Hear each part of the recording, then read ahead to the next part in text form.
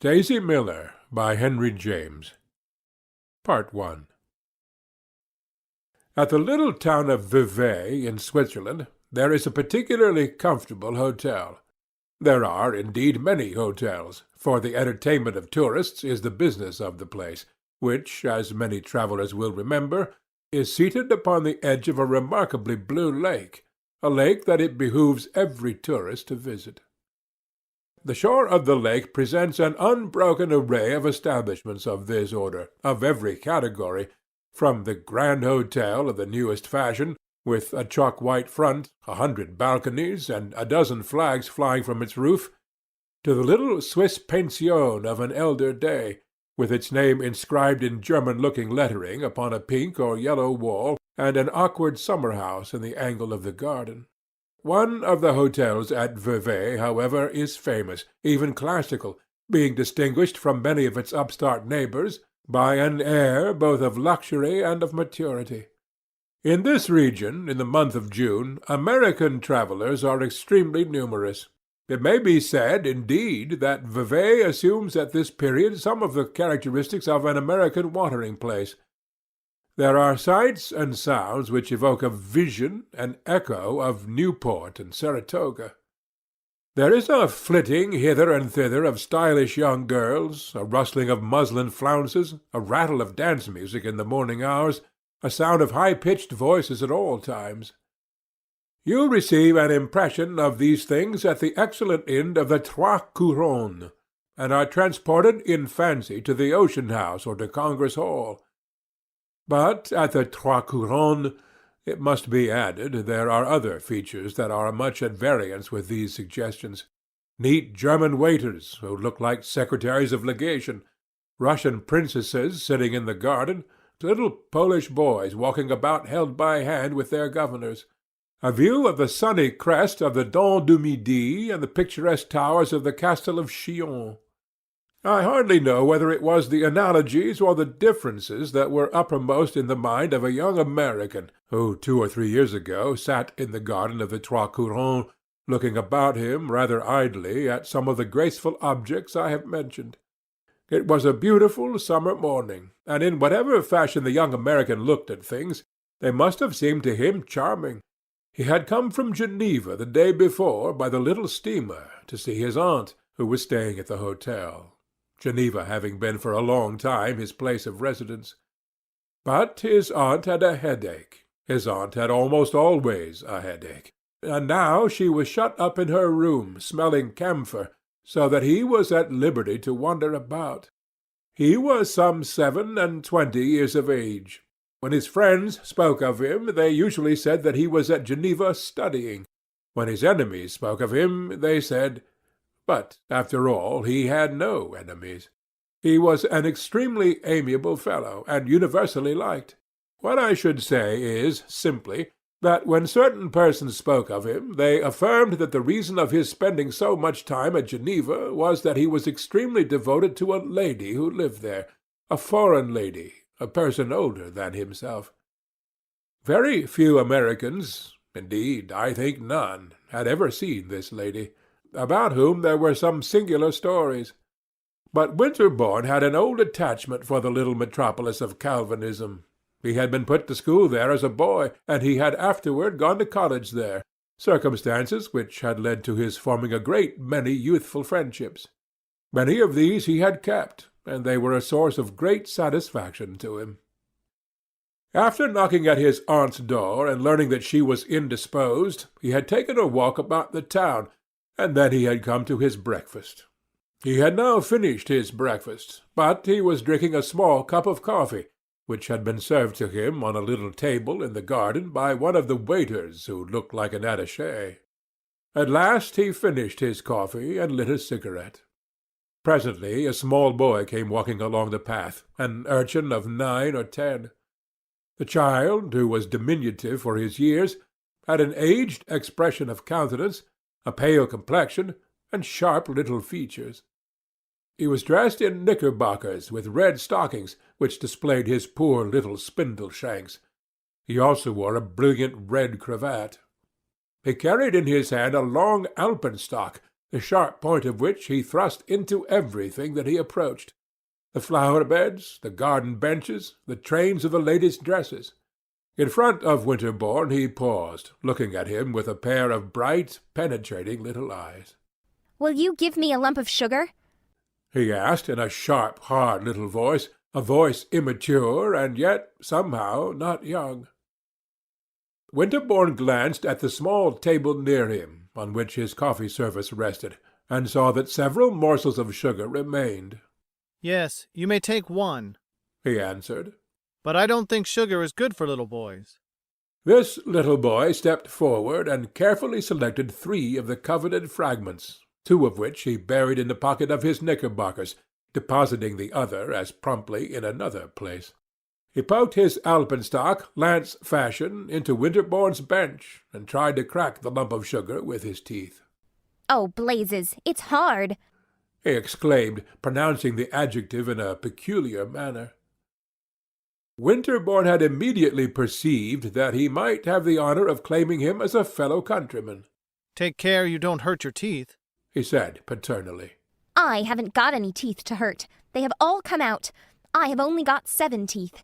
My mother counted them last night, and one came out right afterward. She said she'd slap me if any more came out. I can't help it. It's this old Europe. It's the climate that makes them come out. In America they didn't come out. It's these hotels." Winterbourne was much amused. "If you eat 3 lumps of sugar, your mother will certainly slap you," he said. "She's got to give me some candy then," rejoined his young interlocutor. "I can't get any candy here. Any American candy. American candy's the best candy." "And are American little boys the best little boys?" asked Winterbourne. "I don't know. I'm an American boy," said the child.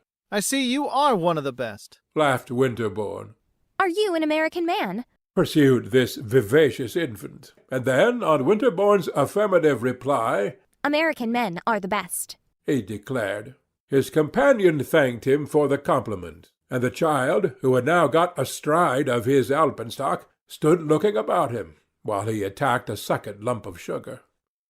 Winterbourne wondered if he himself had been like this in his infancy, for he had been brought to Europe at about this age. "Here comes my sister," cried the child in a moment. "She's an American girl." Winterbourne looked along the path and saw a beautiful young lady advancing. "American girls are the best girls," he said cheerfully to his young companion. "My sister ain't the best," the child declared. "She's always blowing at me." "I imagine that is your fault, not hers," said Winterbourne. The young lady, meanwhile, had drawn near. She was dressed in white muslin, with 100 frills and flounces and knots of pale-coloured ribbon. She was bareheaded, but she balanced in her hand a large parasol with a deep border of embroidery, and she was strikingly, admirably pretty. "How pretty they are," thought Winterbourne, straightening himself in his seat, as if he were prepared to rise. The young lady paused in front of his bench, near the parapet of the garden, which overlooked the lake. The little boy had now converted his alpenstock into a vaulting pole, by the aid of which he was springing about in the gravel and kicking it up not a little. "Randolph," said the young lady. "what are you doing?" "I'm going up the Alps," replied Randolph. "This is the way." And he gave another little jump, scattering the pebbles about Winterbourne's ears. "That's the way they come down," said Winterbourne. "He's an American man," cried Randolph in his little hard voice.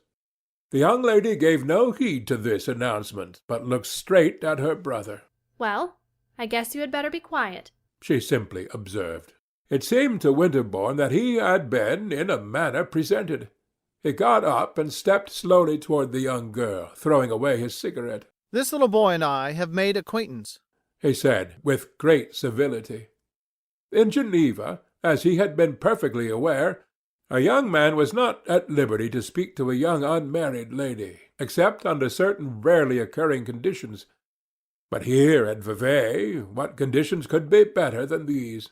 A pretty American girl coming and standing in front of you in a garden.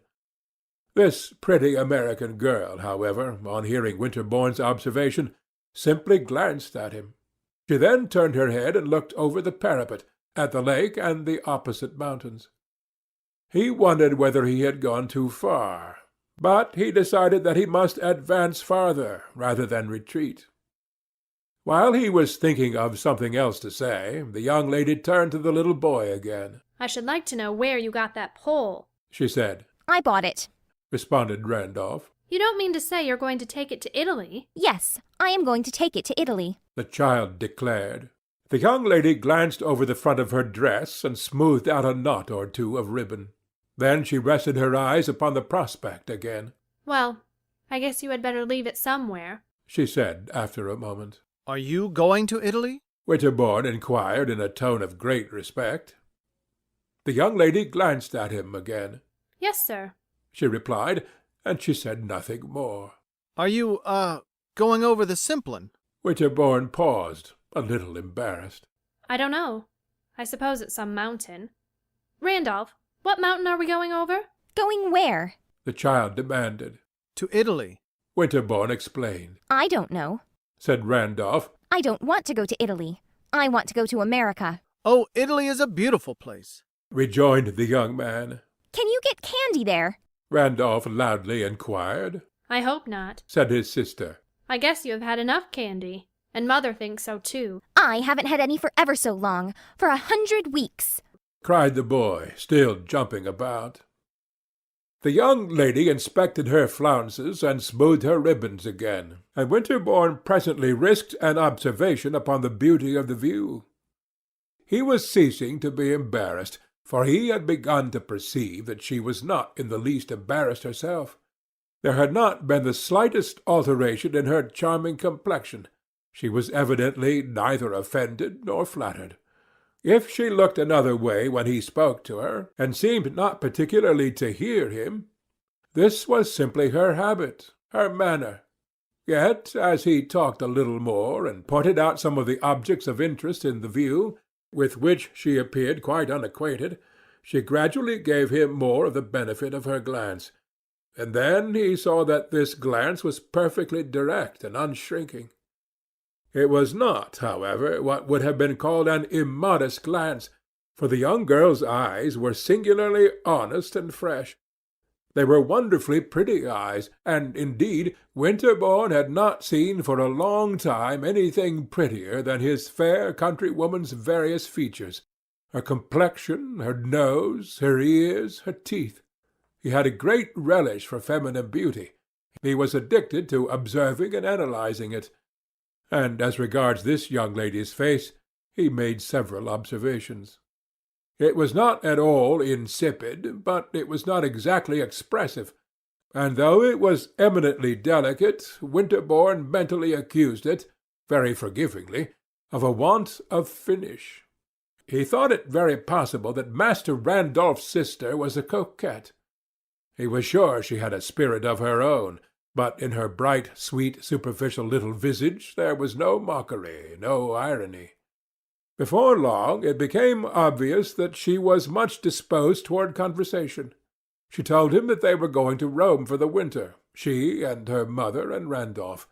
She asked him if he was a real American. She shouldn't have taken him for one. He seemed more like a German. This was said after a little hesitation, especially when he spoke. Winterbourne, laughing, answered that he had met Germans who spoke like Americans, but that he had not, so far as he remembered, met an American who spoke like a German.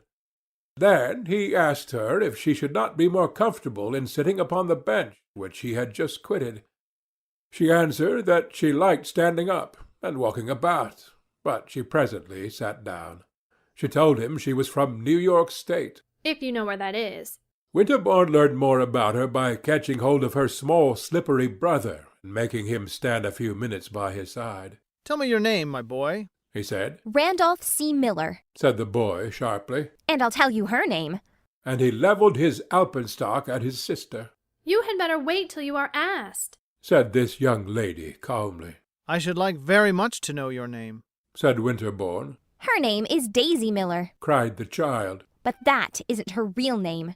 That isn't her name on her cards. It's a pity you haven't got one of my cards, said Miss Miller. Her real name is Annie P. Miller. The boy went on. Ask him his name, said his sister, indicating Winterbourne. But on this point Randolph seemed perfectly indifferent. He continued to supply information with regard to his own family. My father's name is Ezra B. Miller, he announced. My father ain't in Europe. My father's in a better place than Europe. Winterbourne imagined for a moment that this was the manner in which the child had been taught to intimate that Mr. Miller had been removed to the sphere of celestial reward. But Randolph immediately added, My father's in Schenectady. He's got a big business. My father's rich, you bet. Well, ejaculated Miss Miller, lowering her parasol and looking at the embroidered border. Winterbourne presently released the child, who departed, dragging his alpenstock along the path. he doesn't like Europe. Said the young girl. He wants to go back. To Schenectady, you mean? Yes, he wants to go right home. He hasn't got any boys here. There is one boy here, but he always goes round with the teacher. They won't let him play. And your brother hasn't any teacher? Winterbourne inquired. Mother thought of getting him one, to travel round with us. There was a lady told her of a very good teacher. An American lady. Perhaps you know her. Mrs. Sanders? I think she came from Boston. She told her of this teacher, and we thought of getting him to travel round with us. But Randolph said he didn't want a teacher traveling round with us. He said he wouldn't have lessons when he was in the cars. And we are in the cars about half the time. There was an English lady we met in the cars. I think her name was Miss Featherstone. Perhaps you know her. She wanted to know why I didn't give Randolph lessons. Give him instruction, she called it. I guess he could give me more instruction than I could give him. He's very smart. Yes, said Winterbourne. he seems very smart. Mother's going to get a teacher for him as soon as we get to Italy. Can you get good teachers in Italy? Very good, I should think. Said Winterbourne. Or else she's going to find some school. He ought to learn some more. He's only 9. He's going to college. And in this way Miss Miller continued to converse upon the affairs of her family and upon other topics. She sat there with her extremely pretty hands, ornamented with very brilliant rings, folded in her lap, and with her pretty eyes now resting upon those of Winterbourne, now wandering over the garden, the people who passed by, and the beautiful view. She talked to Winterbourne as if she had known him for a long time. He found it very pleasant. It was many years since he had heard a young girl talk so much. It might have been said of this unknown young lady, who had come and sat down beside him upon a bench, that she chattered. She was very quiet. She sat in a charming, tranquil attitude, but her lips and her eyes were constantly moving. She had a soft, slender, agreeable voice, and her tone was decidedly sociable.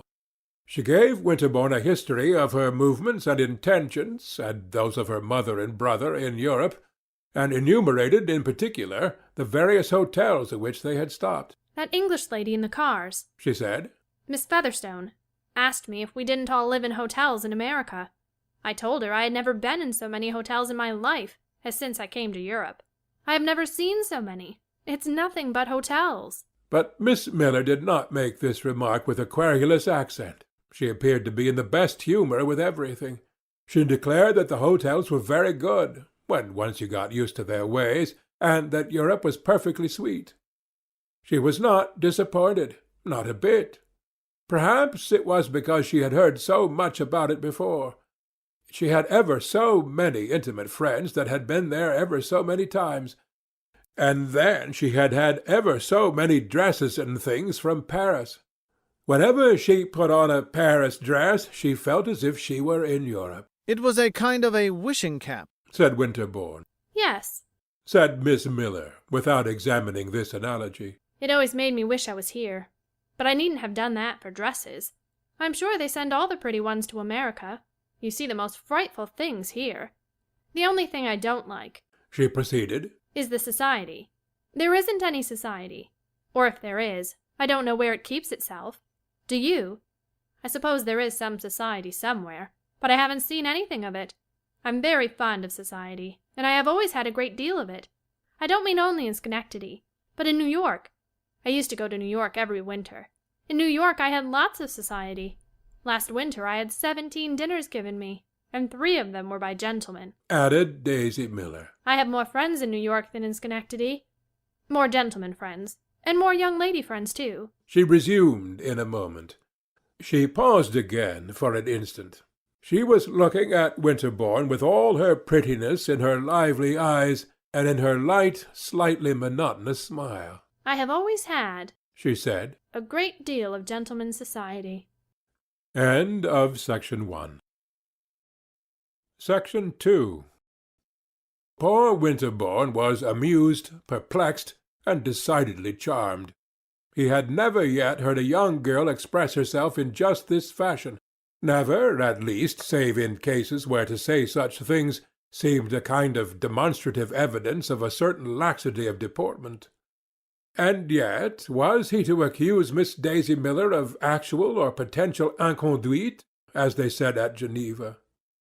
He felt that he had lived at Geneva so long that he had lost a good deal. He had become dishabituated to the American tone.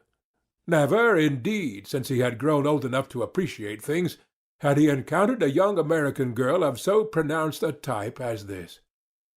Certainly she was very charming, but how deucedly sociable! Was she simply a pretty girl from New York State? Were they all like that, the pretty girls who had a good deal of gentlemen's society? Or was she also a designing, and audacious, and unscrupulous young person? Winterbourne had lost his instinct in this matter, and his reason could not help him. Miss Daisy Miller looked extremely innocent. Some people had told him that, after all, American girls were exceedingly innocent, and others had told him that, after all, they were not. He was inclined to think Miss Daisy Miller was a flirt, a pretty American flirt. He had never, as yet, had any relations with young ladies of this category. He had known, here in Europe, 2 or 3 women, persons older than Miss Daisy Miller, and provided, for respectability's sake, with husbands, who were great coquettes. Dangerous, terrible women, with whom one's relations were liable to take a serious turn. But this young girl was not a coquette in that sense. She was very unsophisticated. She was only a pretty American flirt. Winterbourne was almost grateful for having found the formula that applied to Miss Daisy Miller. He leaned back in his seat. He remarked to himself that she had the most charming nose he had ever seen. He wondered what were the regular conditions and limitations of one's intercourse with a pretty American flirt. It presently became apparent that he was on the way to learn. Have you been to the old castle? asked the young girl, pointing with her parasol to the far gleaming walls of the Château du Chillon. Yes, formerly, more than once, said Winterbourne. You too, I suppose, have seen it? No, we haven't been there. I want to go there dreadfully. Of course I mean to go there. I wouldn't go away from here without having seen that old castle. It's a very pretty excursion, said Winterbourne. And very easy to make. You can drive, you know, or you can go by the little steamer. You can go in the cars, said Miss Miller. Yes, you can go in the cars, Winterbourne assented. Our courier says they take you right up to the castle. The young girl continued. We were going last week, but my mother gave out. She suffers dreadfully from dyspepsia. She said she couldn't go. Randolph wouldn't go either. He says he doesn't think much of old castles. But I guess we'll go this week, if we can get Randolph. Your brother is not interested in ancient monuments? Winterbourne inquired, smiling. He says he doesn't care much about old castles. He's only 9. He wants to stay at the hotel. Mother's afraid to leave him alone. And the courier won't stay with him. So we haven't been to many places. But it will be too bad if we don't go up there. And Miss Miller pointed again at the Château du Chillon. I should think it might be arranged, said Winterbourne. Couldn't you get someone to stay for the afternoon with Randolph? Miss Miller looked at him a moment, and then, very placidly, I wish you would stay with him, she said. Winterbourne hesitated a moment. I should much rather go to Chillon with you. With me? Asked the young girl with the same placidity. She didn't rise, blushing, as a young girl at Geneva would have done, and yet Winterbourne, conscious that he had been very bold, thought it possible she was offended. With your mother, he answered very respectfully.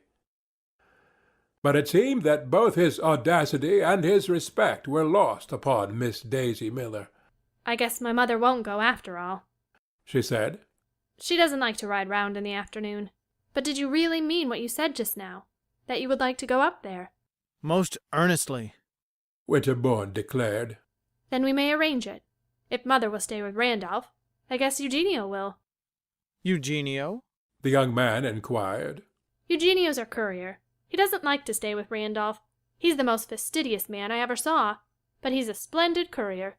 I guess I'll stay at home with Randolph if Mother does, and then we can go to the castle. Winterbourne reflected for an instant as lucidly as possible. We could only mean Miss Daisy Miller and himself. This program seemed almost too agreeable for credence.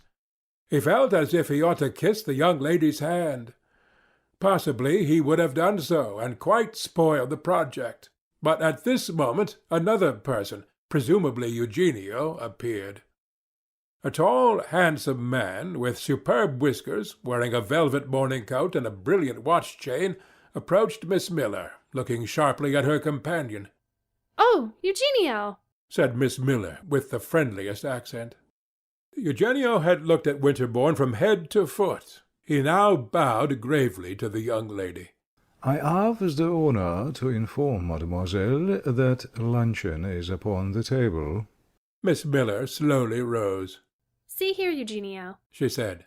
"I'm going to that old castle anyway." To the Château de Chillon, mademoiselle? The courier inquired. Mademoiselle has made arrangements? He added, in a tone which struck Winterbourne as very impertinent. Eugenio's tone apparently threw, even to Miss Miller's own apprehension, a slightly ironical light upon the young girl's situation. She turned to Winterbourne, blushing a little, a very little. "You won't back out?" she said. I shall not be happy till we go. He protested.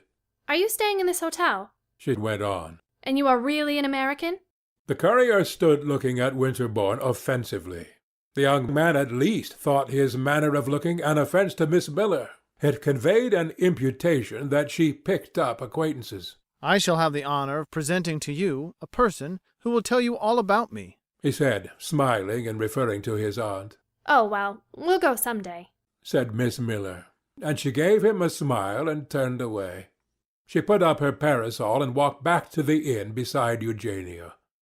Winterbourne stood looking after her, and as she moved away, drawing her muslin furbelows over the gravel, said to himself that she had the tournure of a princess. He had, however, engaged to do more than proved feasible in promising to present his aunt, Mrs. Costello, to Miss Daisy Miller. As soon as the former lady had got better of her headache, he waited upon her in her apartment, and after the proper inquiries in regard to her health, he asked her if she had observed in the hotel an American family, a mamma, a daughter, and a little boy. "And a courier?" said Mrs. Costello. "Oh, yes, I have observed them, seen them, heard them, and kept out of their way." Mrs. Costello was a widow with a fortune, a person of much distinction, who frequently intimated that, if she were not so dreadfully liable to sick headaches, she would probably have left a deeper impress upon her time. She had a long, pale face, a high nose, and a great deal of very striking white hair, which she wore in large puffs and rouleaux over the top of her head. She had 2 sons married in New York, and another who was now in Europe. This young man was amusing himself at Hamburg, and, though he was on his travels, was rarely perceived to visit any particular city at the moment selected by his mother for her own appearance there. Her nephew, who had come up to Vevey expressly to see her, was therefore more attentive than those who, as she said, were nearer to her. He had imbibed at Geneva the idea that one must always be attentive to one's aunt. Mrs. Costello had not seen him for many years, and she was greatly pleased with him, manifesting her approbation by initiating him into many of the secrets of that social sway which, as she gave him to understand, she exerted in the American capital. She admitted that she was very exclusive, but if he were acquainted with New York, he would see that one had to be. And her picture of the minutely hierarchical constitution of the society of that city, which she presented to him in many different lights, was, to Winterbourne's imagination, almost oppressively striking. He immediately perceived from her tone that Miss Daisy Miller's place in the social scale was low. I am afraid you don't approve of them, he said. They are very common. Mrs. Costello declared. They are the sort of Americans that one does one's duty by not accepting. Ah, you don't accept them. Said the young man. I can't, my dear Frederick. I would if I could, but I can't. The young girl is very pretty. Said Winterbourne. Of course she's pretty, but she is very common. I see what you mean, of course. Said Winterbourne after another pause. She has that charming look that they all have. Said Mrs. Costello. I can't think where they pick it up. And she dresses in perfection. No, you don't know how well she dresses. I can't think where they get their taste. But, my dear aunt, she is not, after all, a Comanche savage. She is a young lady, Said Mrs. Costello. who has an intimacy with her mamma's courier. An intimacy with the courier? The young man demanded. Oh, the mother is just as bad. They treat the courier like a familiar friend, like a gentleman. I shouldn't wonder if he dines with them. Very likely they have never seen a man with such good manners, such fine clothes, so like a gentleman. He probably corresponds to the young lady's idea of a count. He sits with them in the garden in the evening. I think he smokes. Winterbourne listened with interest to these disclosures. They helped him to make up his mind about Miss Daisy. Evidently she was rather wild. Well, He said. I am not a courier, and yet she was very charming to me. You had better have said at first Said Mrs. Costello with dignity. that you had made her acquaintance. We simply met in the garden, and we talked a bit. Tout bonnement. And pray, what did you say? I said I should take the liberty of introducing her to my admirable aunt. I am much obliged to you. It was to guarantee my respectability. Said Winterbourne. And pray, who is to guarantee hers? Ah, you are cruel. Said the young man. She's a very nice young girl. You don't say that as if you believed it. Mrs. Costello observed. She is completely uncultivated, Winterbourne went on. but she is wonderfully pretty, and, in short, she is very nice. To prove that I believe it, I am going to take her to the Chateau de Chillon. You two are going off there together. I should say it proved just the contrary. How long had you known her, may I ask, when this interesting project was formed? You haven't been 24 hours in the house. I have known her half an hour. Said Winterbourne, smiling. Dear me, Cried Mrs. Costello. what a dreadful girl. Her nephew was silent for some moments. You really think, then, He began earnestly, and with a desire for trustworthy information. you really think that? But he paused again. Think what, sir? Said his aunt. That she is the sort of young lady who expects a man, sooner or later, to carry her off? I haven't the least idea what such young ladies expect a man to do. But I really think that you had better not meddle with little American girls that are uncultivated, as you call them. You have lived too long out of the country. You will be sure to make some great mistake. You are too innocent. My dear aunt, I am not so innocent. Said Winterbourne, smiling and curling his moustache. You are guilty too, then. Winterbourne continued to curl his moustache meditatively. You won't let the poor girl know you, then? He asked at first. Is it literally true that she is going to the Chateau de Chillon with you? I think that she fully intends it. Then, my dear Frederick, Said Mrs. Costello. I must decline the honor of her acquaintance. I am an old woman, but I am not too old, thank heaven, to be shocked. But don't they all do these things, the young girls in America? Winterbourne inquired. Mrs. Costello stared a moment. I should like to see my granddaughters do them. She declared grimly. This seemed to throw some light upon the matter, for Winterbourne remembered to have heard that his pretty cousins in New York were tremendous flirts. If, therefore, Miss Daisy Miller exceeded the liberal margin allowed to these young ladies, it was probable that anything might be expected of her. Winterbourne was impatient to see her again, and he was vexed with himself that by instinct he should not appreciate her justly. Though he was impatient to see her, he hardly knew what he should say to her about his aunt's refusal to become acquainted with her. But he discovered, promptly enough, that with Miss Daisy Miller There was no great need of walking on tiptoe. He found her that evening in the garden, wandering about in the warm starlight like an indolent sylph, and swinging to and fro the largest fan he had ever beheld. It was 10 o'clock.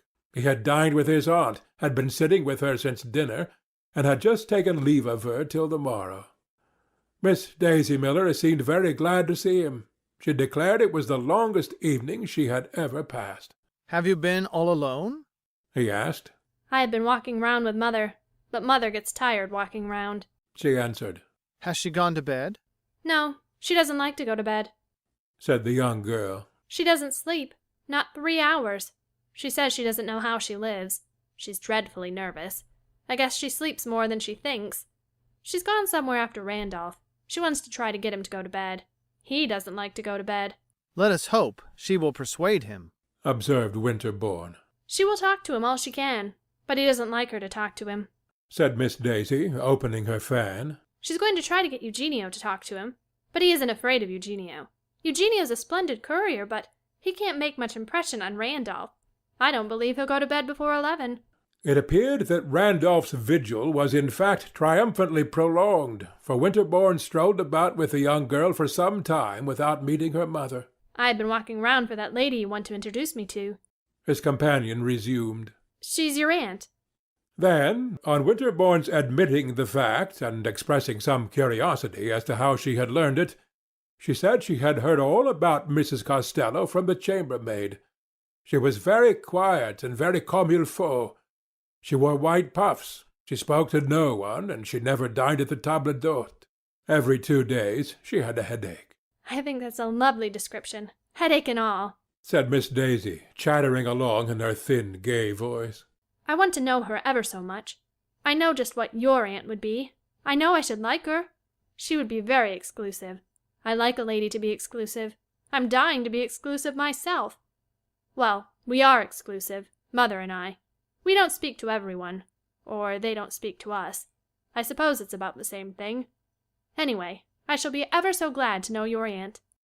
Winterbourne was embarrassed. She would be most happy, he said. But I am afraid those headaches will interfere. The young girl looked at him through the dusk. But I suppose she doesn't have a headache every day, she said sympathetically. Winterbourne was silent a moment. She tells me she does, he answered at last, not knowing what to say. Miss Daisy Miller stopped and stood looking at him. Her prettiness was still visible in the darkness. She was opening and closing her enormous fan. She doesn't want to know me, she said suddenly. Why don't you say so? You needn't be afraid. I'm not afraid. And she gave a little laugh. Winterbourne fancied there was a tremor in her voice. He was touched, shocked, mortified by it. My dear young lady, he protested. She knows no one. It's her wretched health. End of Section 2. Section 3. The young girl walked on a few steps, laughing still. You needn't be afraid, she repeated.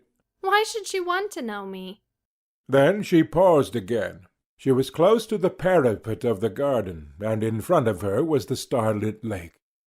There was a vague sheen upon its surface, and in the distance were dimly seen mountain forms. Daisy Miller looked out upon the mysterious prospect, and then she gave another little laugh. Gracious, she is exclusive, she said. Winterbourne wondered whether she was seriously wounded, and for a moment almost wished that her sense of injury might be such as to make it becoming in him to attempt to reassure and comfort her.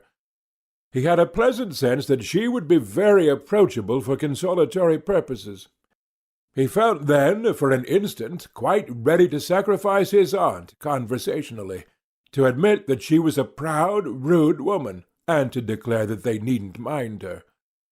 But before he had time to commit himself to this perilous mixture of gallantry and impiety, the young lady, resuming her walk, gave an exclamation in quite another tone. Well, here's Mother. I guess she hasn't got Randolph to go to bed. The figure of a lady appeared at a distance, very indistinct in the darkness, and advancing with a slow and wavering movement. Suddenly it seemed to pause. Are you sure it is your mother? Can you distinguish her in this thick dusk? Winterbourne asked. Well, Cried Miss Daisy Miller with a laugh. I guess I know my own mother. And when she has got on my shawl, too. She is always wearing my things. The lady in question, ceasing to advance, hovered vaguely about the spot at which she had checked her steps. I'm afraid your mother doesn't see you. Said Winterbourne. Or perhaps, He added, thinking with Miss Miller the joke permissible. perhaps she feels guilty about your shawl. Oh, it's a fearful old thing. The young girl replied serenely. I told her she could wear it. She won't come here because she sees you. Ah, then, Said Winterbourne. I had better leave you. Oh, no. Come on. Urged Miss Daisy Miller. I'm afraid your mother doesn't approve of my walking with you. Miss Miller gave him a serious glance. It isn't for me. It's for you. That is, it's for her. Well, I don't know who it's for. But Mother doesn't like any of my gentleman friends. She's right down timid. She always makes a fuss if I introduce a gentleman. But I do introduce them. Almost always. If I didn't introduce my gentleman friends to Mother, the young girl added in her little soft, flat monotone. I shouldn't think I was natural. To introduce me, Said Winterbourne. you must know my name. And he proceeded to pronounce it. Oh dear, I can't say all that. Said his companion with a laugh. But by this time they had come up to Mrs. Miller, who, as they drew near, walked to the parapet of the garden and leaned upon it, looking intently at the lake and turning her back to them. Mother, Said the young girl in a tone of decision. Upon this the elder lady turned round. Mr. Winterbourne. Said Miss Daisy Miller, introducing her young man very frankly and prettily. Common she was, as Mrs. Costello had pronounced her, yet it was a wonder to Winterbourne that with her commonness she had a singularly delicate grace. Her mother was a small, spare, light person, with a wandering eye, a very exiguous nose, and a large forehead, decorated with a certain amount of thin, much frizzled hair. Like her daughter, Mrs. Miller was dressed with extreme elegance. She had enormous diamonds in her ears. So far as Winterbourne could observe, she gave him no greeting. She certainly was not looking at him. Daisy was near her, pulling her shawl straight. What are you doing poking round here? This young lady inquired, but by no means with that harshness of accent which her choice of words may imply. I don't know, Said her mother, turning toward the lake again. I shouldn't think you'd want that shawl. Daisy exclaimed. Will I do? Her mother answered with a little laugh. Did you get Randolph to go to bed? Asked the young girl. No, I couldn't induce him. Said Mrs. Miller very gently. He wants to talk to the waiter. He likes to talk to that waiter. I was telling Mr. Winterbourne. The young girl went on, and to the young man's ear her tone might have indicated that she had been uttering his name all her life. Oh, yes. Said Winterbourne. I have the pleasure of knowing your son. Randolph's mamma was silent. She turned her attention to the lake, but at last she spoke. Well, I don't see how he lives. Anyhow, it isn't so bad as it was at Dover. Said Daisy Miller. And what occurred at Dover? Winterbourne asked. He wouldn't go to bed at all. I guess he sat up all night in the public parlor. He wasn't in bed at 12 o'clock. I know that. It was 12:30. Declared Mrs. Miller with mild emphasis. Does he sleep much during the day? Winterbourne demanded. I guess he doesn't sleep much. Daisy rejoined.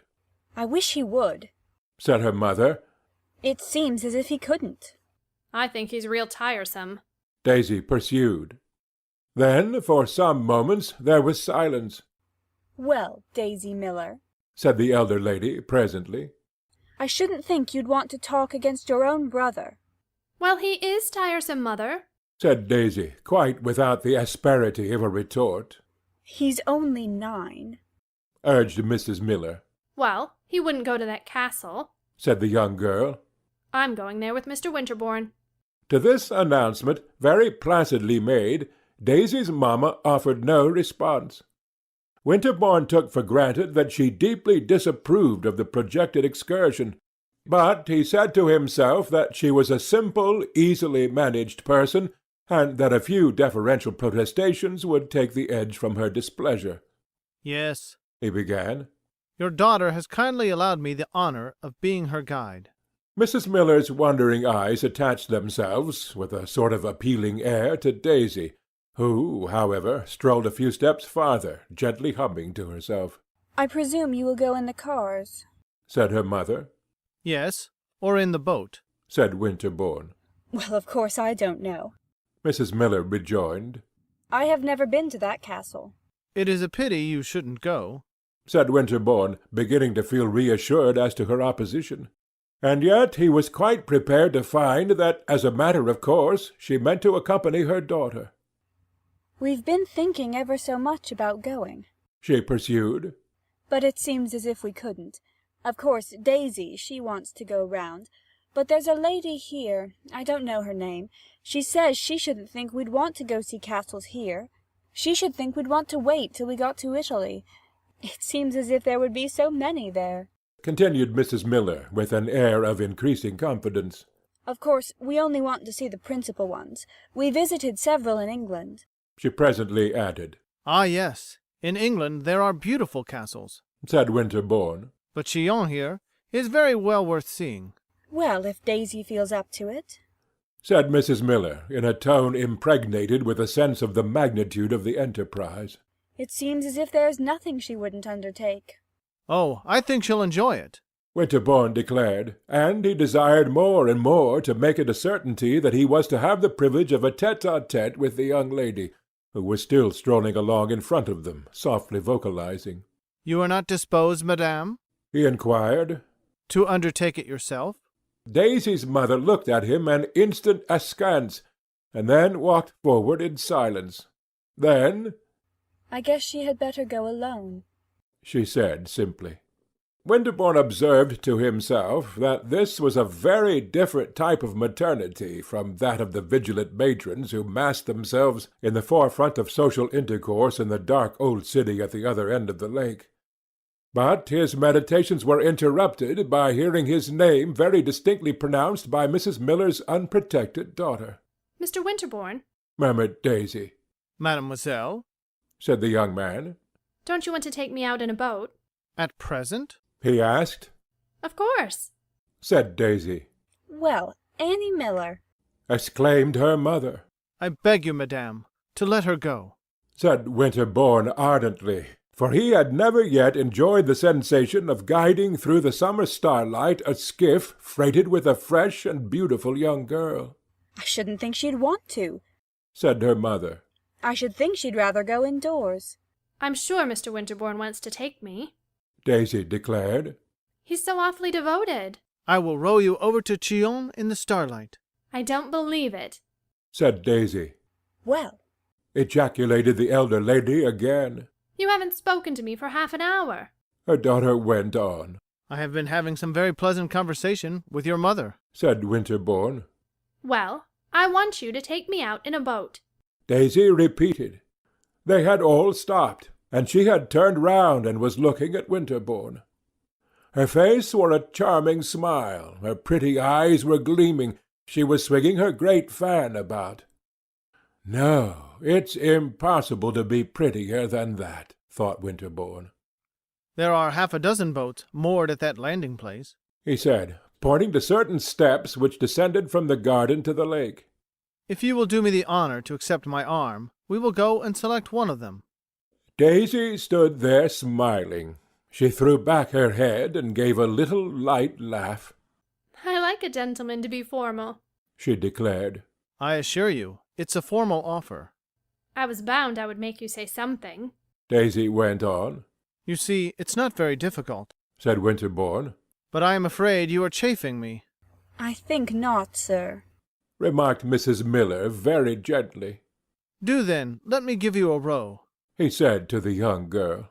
It's quite lovely, the way you say that, cried Daisy. It will be still more lovely to do it. Yes, it would be lovely, said Daisy, but she made no movement to accompany him. She only stood there laughing. I should think you had better find out what time it is, interposed her mother. "It is 11 o'clock, madame," said a voice with a foreign accent out of the neighbouring darkness, and Winterbourne, turning, perceived the florid personage who was in attendance upon the two ladies. He had apparently just approached. "Oh, Eugenio," said Daisy. "I'm going out in a boat." Eugenio bowed. "At 11 o'clock, mademoiselle?" "I'm going with Mr. Winterbourne, this very minute." Do tell her she can't, said Mrs. Miller to the courier. "I think you had better not go out in a boat, mademoiselle," Eugenio declared. Winterbourne wished to heaven this pretty girl were not so familiar with her courier, but he said nothing. "I suppose you don't think it's proper?" Daisy exclaimed. "Eugenio doesn't think anything's proper." I am at your service. Said Winterbourne. "Does mademoiselle propose to go alone?" Asked Eugenio of Mrs. Miller. Oh, no, with this gentleman, Answered Daisy's mamma. The courier looked for a moment at Winterbourne. The latter thought he was smiling, and then, solemnly, with a bow, "As mademoiselle pleases," he said. "Oh, I hoped you would make a fuss." Said Daisy. "I don't care to go now." I myself shall make a fuss if you don't go. Said Winterbourne. "That's all I want, a little fuss." And the young girl began to laugh again. "Mr. Randolph has gone to bed," The courier announced frigidly. Oh, Daisy, now we can go, Said Mrs. Miller. Daisy turned away from Winterbourne, looking at him, smiling and fanning herself. "Good night," She said. "I hope you are disappointed, or disgusted, or something." He looked at her, taking the hand she offered him. I am puzzled. He answered. "Well, I hope it won't keep you awake." She said very smartly, and, under the escort of the privileged Eugenio, the two ladies passed toward the house. Winterbourne stood looking after them. He was indeed puzzled. He lingered beside the lake for a quarter of an hour, turning over the mystery of the young girl's sudden familiarities and caprices. But the only very definite conclusion he came to was that he should enjoy deucedly going off with her somewhere. 2 days afterward he went off with her to the castle of Chillon. He waited for her in the large hall of the hotel, where the couriers, the servants, the foreign tourists were lounging about and staring. It was not the place he should have chosen, but she had appointed it. She came tripping downstairs, buttoning her long gloves, squeezing her folded parasol against her pretty figure, dressed in the perfection of a soberly elegant travelling costume. Winterbourne was a man of imagination and, as our ancestors used to say, sensibility. As he looked at her dress, and, on the great staircase, her little, rapid, confiding step, he felt as if there was something romantic going forward. He could have believed he was going to elope with her. He passed out with her among all the idle people that were assembled there. They were all looking at her very hard. She had begun to chatter as soon as she had joined him. Winterbourne's preference had been that they should be conveyed to Chillon in a carriage, but she expressed a lively wish to go in the little steamer. She declared that she had a passion for steamboats. There was always such a lovely breeze upon the water, and you saw such lots of people. The sail was not long, but Winterbourne's companion found time to say a great many things. To the young man himself, their little excursion was so much of an escapade, an adventure, that, even allowing for her habitual sense of freedom, he had some expectation of seeing her regarded in the same way. But it must be confessed that in this particular he was disappointed. Daisy Miller was extremely animated. She was in charming spirits, but she was apparently not at all excited. She was not fluttered. She avoided neither his eyes nor those of anyone else. She blushed neither when she looked at him nor when she felt that people were looking at her. People continued to look at her a great deal, and Winterbourne took much satisfaction in his pretty companion's distinguished air. He had been a little afraid that she would talk loud, laugh overmuch, and even, perhaps, desire to move about the boat a good deal. But he quite forgot his fears. He sat smiling, with his eyes upon her face, while, without moving from her place, she delivered herself of a great number of original reflections. It was the most charming garrulity he had ever heard. He had assented to the idea that she was common. But was she so, after all? Or was he simply getting used to her commonness? Her conversation was chiefly of what metaphysicians term the objective cast, but every now and then it took a subjective turn. What on earth are you so grave about? She suddenly demanded, fixing her agreeable eyes upon Winterbourne's. Am I grave? He asked. I had an idea I was grinning from ear to ear. You look as if you were taking me to a funeral. If that's a grin, your ears are very near together. Should you like me to dance a hornpipe on the deck? Pray do, and I'll carry round your hat. It will pay the expenses of our journey. I was never better pleased in my life, murmured Winterbourne. She looked at him a moment, and then burst into a little laugh. I like to make you say those things. You're a queer mixture.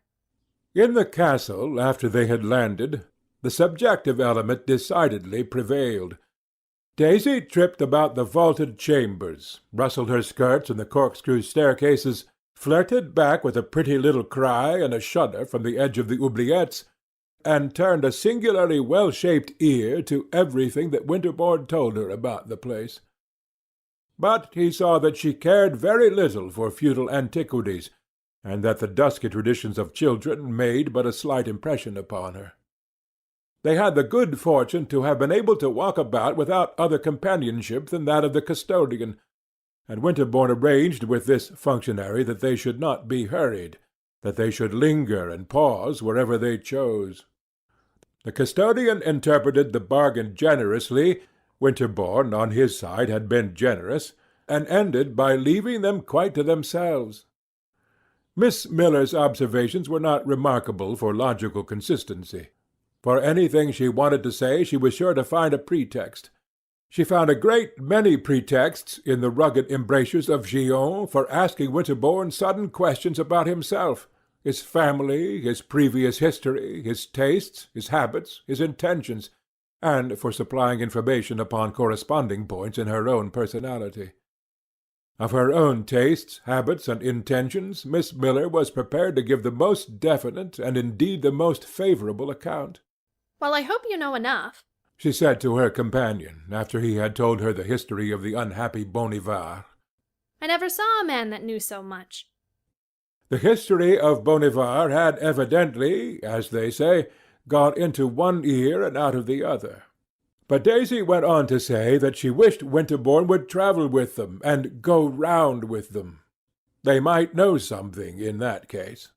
Don't you want to come and teach Randolph? She asked. Winterbourne said that nothing could possibly please him so much, but that he had unfortunately other occupations. Other occupations? I don't believe it, said Miss Daisy. What do you mean? You are not in business. The young man admitted that he was not in business, but he had engagements which, even within a day or two, would force him to go back to Geneva.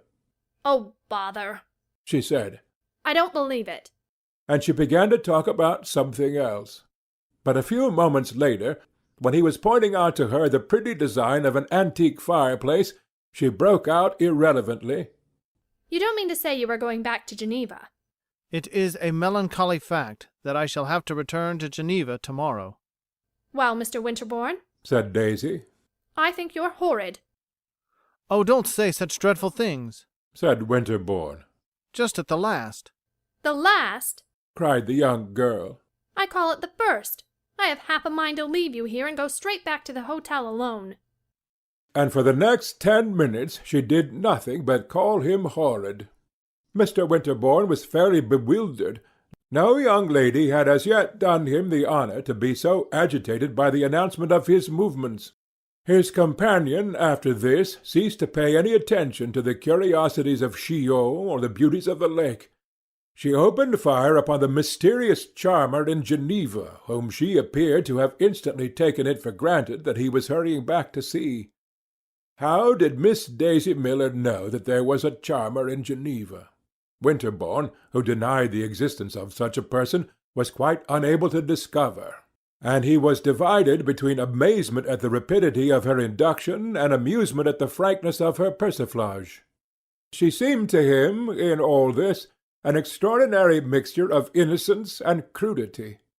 Does she never allow you more than 3 days at a time? Asked Daisy ironically. Doesn't she give you a vacation in summer? There's no one so hard worked but they can get leave to go off somewhere at this season. I suppose if you stay another day, she'll come after you in the boat. Do wait over till Friday, and I will go down to the landing to see her arrive. Winterbourne began to think he had been wrong to feel disappointed in the temper in which the young lady had embarked. If he had missed the personal accent was now making its appearance. It sounded very distinctly, at last, in her telling him she would stop teasing him if he would promise her solemnly to come down to Rome in the winter. That's not a difficult promise to make, said Winterbourne. My aunt has taken an apartment in Rome for the winter, and has already asked me to come and see her. I don't want you to come for your aunt, said Daisy. I want you to come for me. And this was the only allusion that the young man was ever to hear her make to his invidious kinswoman. He declared, at any rate, he would certainly come. After this Daisy stopped teasing. Winterbourne took a carriage, and they drove back to Vevey in the dusk. The young girl was very quiet. In the evening Winterbourne mentioned to Mrs. Costello that he had spent the afternoon at Chillon with Miss Daisy Miller. The Americans? Of the Courier? Asked this lady. Ah, happily, said Winterbourne. The courier stayed at home. She went with you all alone? All alone. Mrs. Costello sniffed a little at her smelling bottle. And that, she exclaimed, is the young person whom you wanted me to know. End of Section 3. Section 4 of Daisy Miller. Winterbourne, who had returned to Geneva the day after his excursion to Chillon, went to Rome toward the end of January. His aunt had been established there for several weeks, and he had received a couple of letters from her. Those people you were so devoted to last summer at Vevey have turned up here, courier and all, she wrote. They seem to have made several acquaintances, but the courier continues to be the most intime. The young lady, however, is also very intimate with some third-rate Italians, with whom she rackets about in a way that makes much talk. Bring me that pretty novel of Cherbourier's, Paul Mère, and don't come later than the 23rd. In the natural course of events, Winterbourne, on arriving in Rome, would presently have ascertained Mrs. Miller's address at the American banker's, and have gone to pay his compliments to Miss Daisy. After what happened at Vevey, I think I may certainly call upon them, he said to Miss Costello. If, after what happens, at Vevey and everywhere, you desire to keep up the acquaintance, you are very welcome. Of course a man may know everyone. Men are welcome to the privilege. Pray, what is it that happens? Here, for instance, Winterbourne demanded. The girl goes about alone with her foreigners. As to what happens further, you must apply elsewhere for information. She has picked up half a dozen of the regular Roman fortune-hunters, and she takes them about to people's houses. When she comes to a party, she brings with her a gentleman with a good deal of manner, and a wonderful moustache. And where is the mother? I haven't the least idea. They are very dreadful people. Winterbourne meditated a moment. They are very ignorant, very innocent only. Depend upon it, they are not bad. They are hopelessly vulgar, said Mrs. Costello. Whether or not being hopelessly vulgar is being bad is a question for the metaphysicians. They are bad enough to dislike, at any rate. And for this short life, that is quite enough. The news that Daisy Miller was surrounded by half a dozen wonderful moustaches checked Winterbourne's impulse to go straightway to see her. He had, perhaps, not definitely flattered himself that he had made an ineffaceable impression upon her heart, but he was annoyed at hearing of a state of affairs so little in harmony with an image that had lately flitted in and out of his own meditations, the image of a pretty young girl looking out of an old Roman window and asking herself urgently when Mr. Winterbourne would arrive. If, however, he determined to wait a little before reminding Miss Miller of his claims to her consideration, He went very soon to call upon 2 or 3 other friends. One of these friends was an American lady who had spent several winters at Geneva, where she had placed her children at school. She was a very accomplished woman, and she lived in the Via Gregoriana.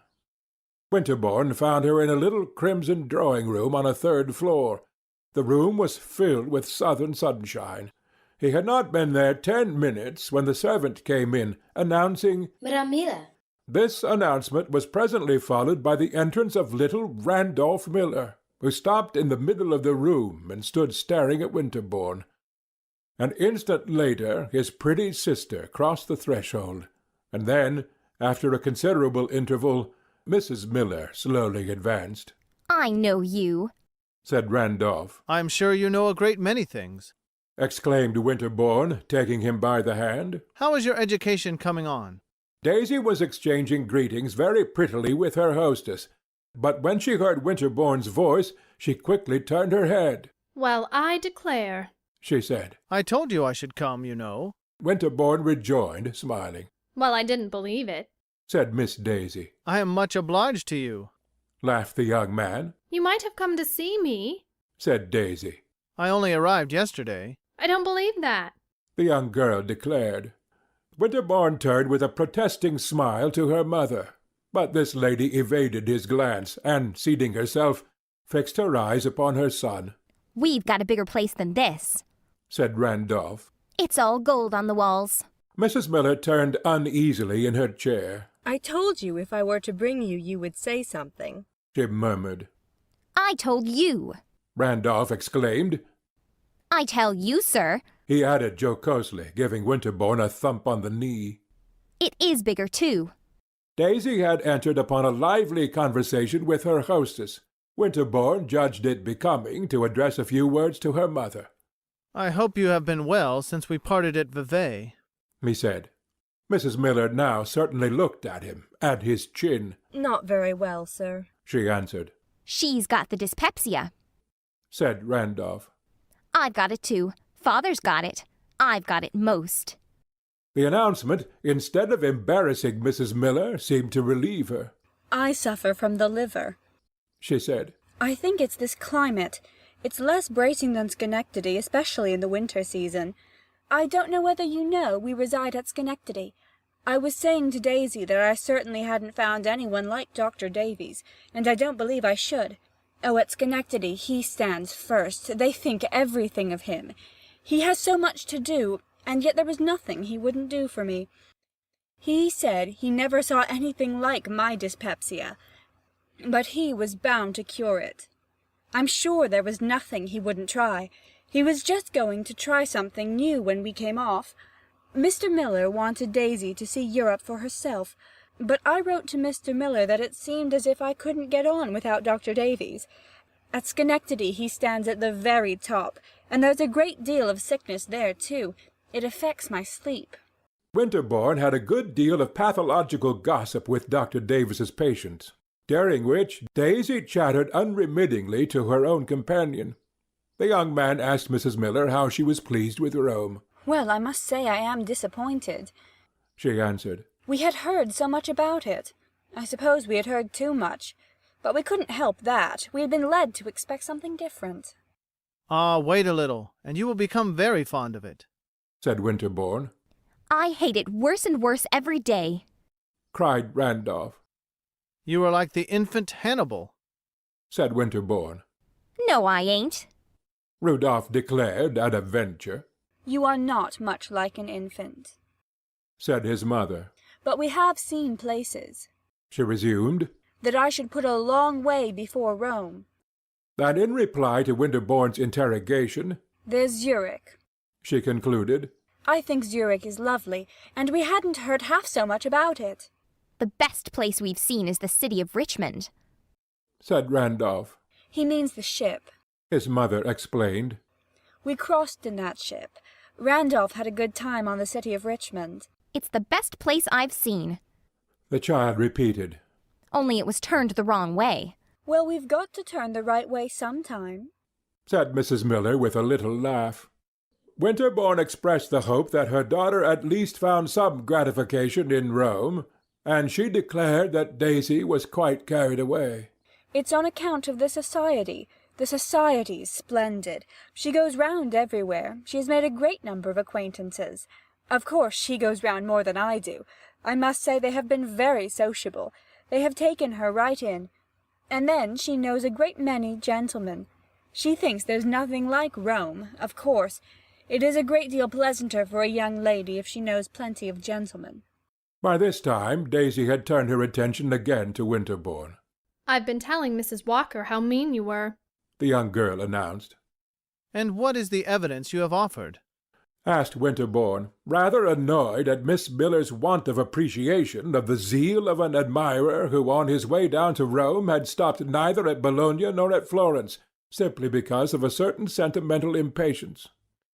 He remembered that a cynical compatriot had once told him that American women, the pretty ones, and this gave a largeness to the axiom, were at once the most exacting in the world and the least endowed with a sense of indebtedness. Why, you were awfully mean at Vevey, said Daisy. You wouldn't do anything.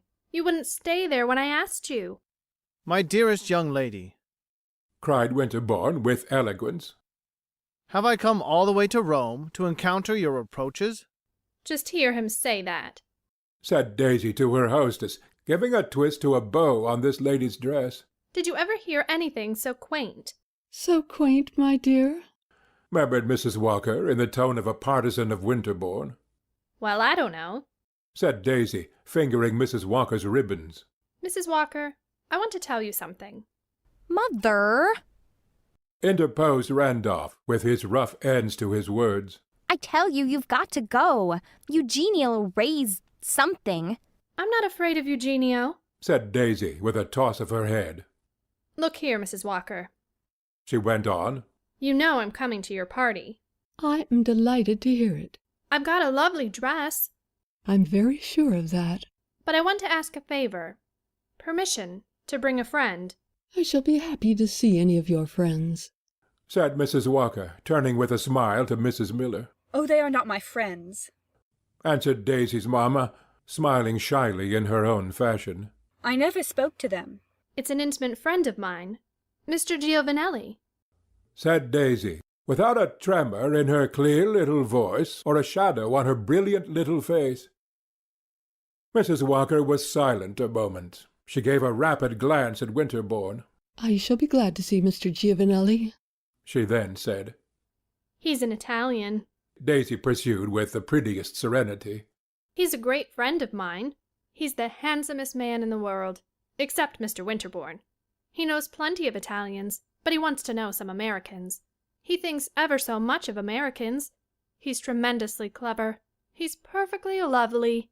It was settled that this brilliant personage should be brought to Mrs. Walker's party, and then Mrs. Miller prepared to take her leave. I guess we'll go back to the hotel, she said. You may go back to the hotel, Mother, but I'm going to take a walk, said Daisy. She's going to walk with Mr. Giovanelli, Randolph proclaimed. I am going to Pincio, said Daisy, smiling. Alone, my dear? At this hour? Mrs. Walker asked. The afternoon was drawing to a close. It was the hour for the throng of carriages and of contemplative pedestrians. I don't think it's safe, my dear, said Mrs. Walker. Neither do I, subjoined Mrs. Miller. You'll get the fever as sure as you live. Remember what Dr. Davis told you. Give her some medicine before she goes, said Randolph. The company had risen to its feet. Daisy, still showing her pretty teeth, bent over and kissed her hostess. Mrs. Walker, you are too perfect, she said. I'm not going alone. I'm going to meet a friend. Your friend won't keep you from getting the fever, Mrs. Miller observed. Is it Mr. Giovanelli? asked the hostess. Winterbourne was watching the young girl. At this question his attention quickened. She stood there, smiling and smoothing her bonnet ribbons. She glanced at Winterbourne. Then, while she glanced and smiled, she answered, without a shade of hesitation, Mr. Giovanelli, the beautiful Giovanelli. My dear young friend, said Mrs. Walker, taking her hand pleadingly. Don't walk off to the Pincio at this hour to meet a beautiful Italian. Well, he speaks English, said Mrs. Miller. Gracious me! Daisy exclaimed. I don't to do anything improper. There's an easy way to settle it. She continued to glance at Winterbourne. The Pincio is only 100 yards distant, and if Mr. Winterbourne were as polite as he pretends, he would offer to walk with me. Winterbourne's politeness hastened to affirm itself, and the young girl gave him gracious leave to accompany her. They passed downstairs before her mother, and at the door Winterbourne perceived Mrs. Miller's carriage drawn up, with the ornamental courier whose acquaintance he had made at Vevey seated within. Goodbye, Eugenio, cried Daisy. I'm going to take a walk. The distance from the Via Gregoriana to the beautiful garden at the other end of the Pincian Hill is, in fact, rapidly traversed. As the day was splendid, however, and the concourse of vehicles, walkers, and loungers numerous, the young Americans found their progress much delayed. This fact was highly agreeable to Winterbourne, in spite of his consciousness of his singular situation. The slow-moving, idly gazing Roman crowd bestowed much attention upon the extremely pretty young foreign lady who was passing through it upon his arm, and he wondered what on earth had been in Daisy's mind when she proposed to expose herself unattended to its appreciation. His own mission, to her sense, apparently, was to consign her to the hands of Mr. Giovanelli, but Winterbourne, at once annoyed and gratified, resolved that he would do no such thing. Why haven't you been to see me? asked Daisy. You can't get out of that. I have had the honor of telling you that I only just stepped out of the train. You must have stayed in the train a good while after it stopped, cried the young girl with her little laugh. I suppose you were asleep. You have had time to go to see Mrs. Walker. I knew Mrs. Walker. Winterbourne began to explain. I know where you knew her. You knew her at Geneva. She told me so. Well, you knew me at Vevey. That's just as good. So you ought to have come. She asked him no other question than this. She began to prattle about her own affairs. We've got splendid rooms at the hotel. Eugenio says they're the best rooms in Rome. We are going to stay all winter, if we don't die of the fever. And I guess we'll stay then. It's a great deal nicer than I thought. I thought it would be fearfully quiet. I was sure it would be awfully poky. I was sure we should be going round all the time with one of those dreadful old men that explain about the pictures and things. But we only had about a week of that, and now I'm enjoying myself. I know ever so many people, and they are all so charming. The society's extremely select. There are all kinds. English, and Germans, and Italians. I think I like the English best. I like their style of conversation. But there are some lovely Americans. I never saw anything so hospitable. There's something or other every day.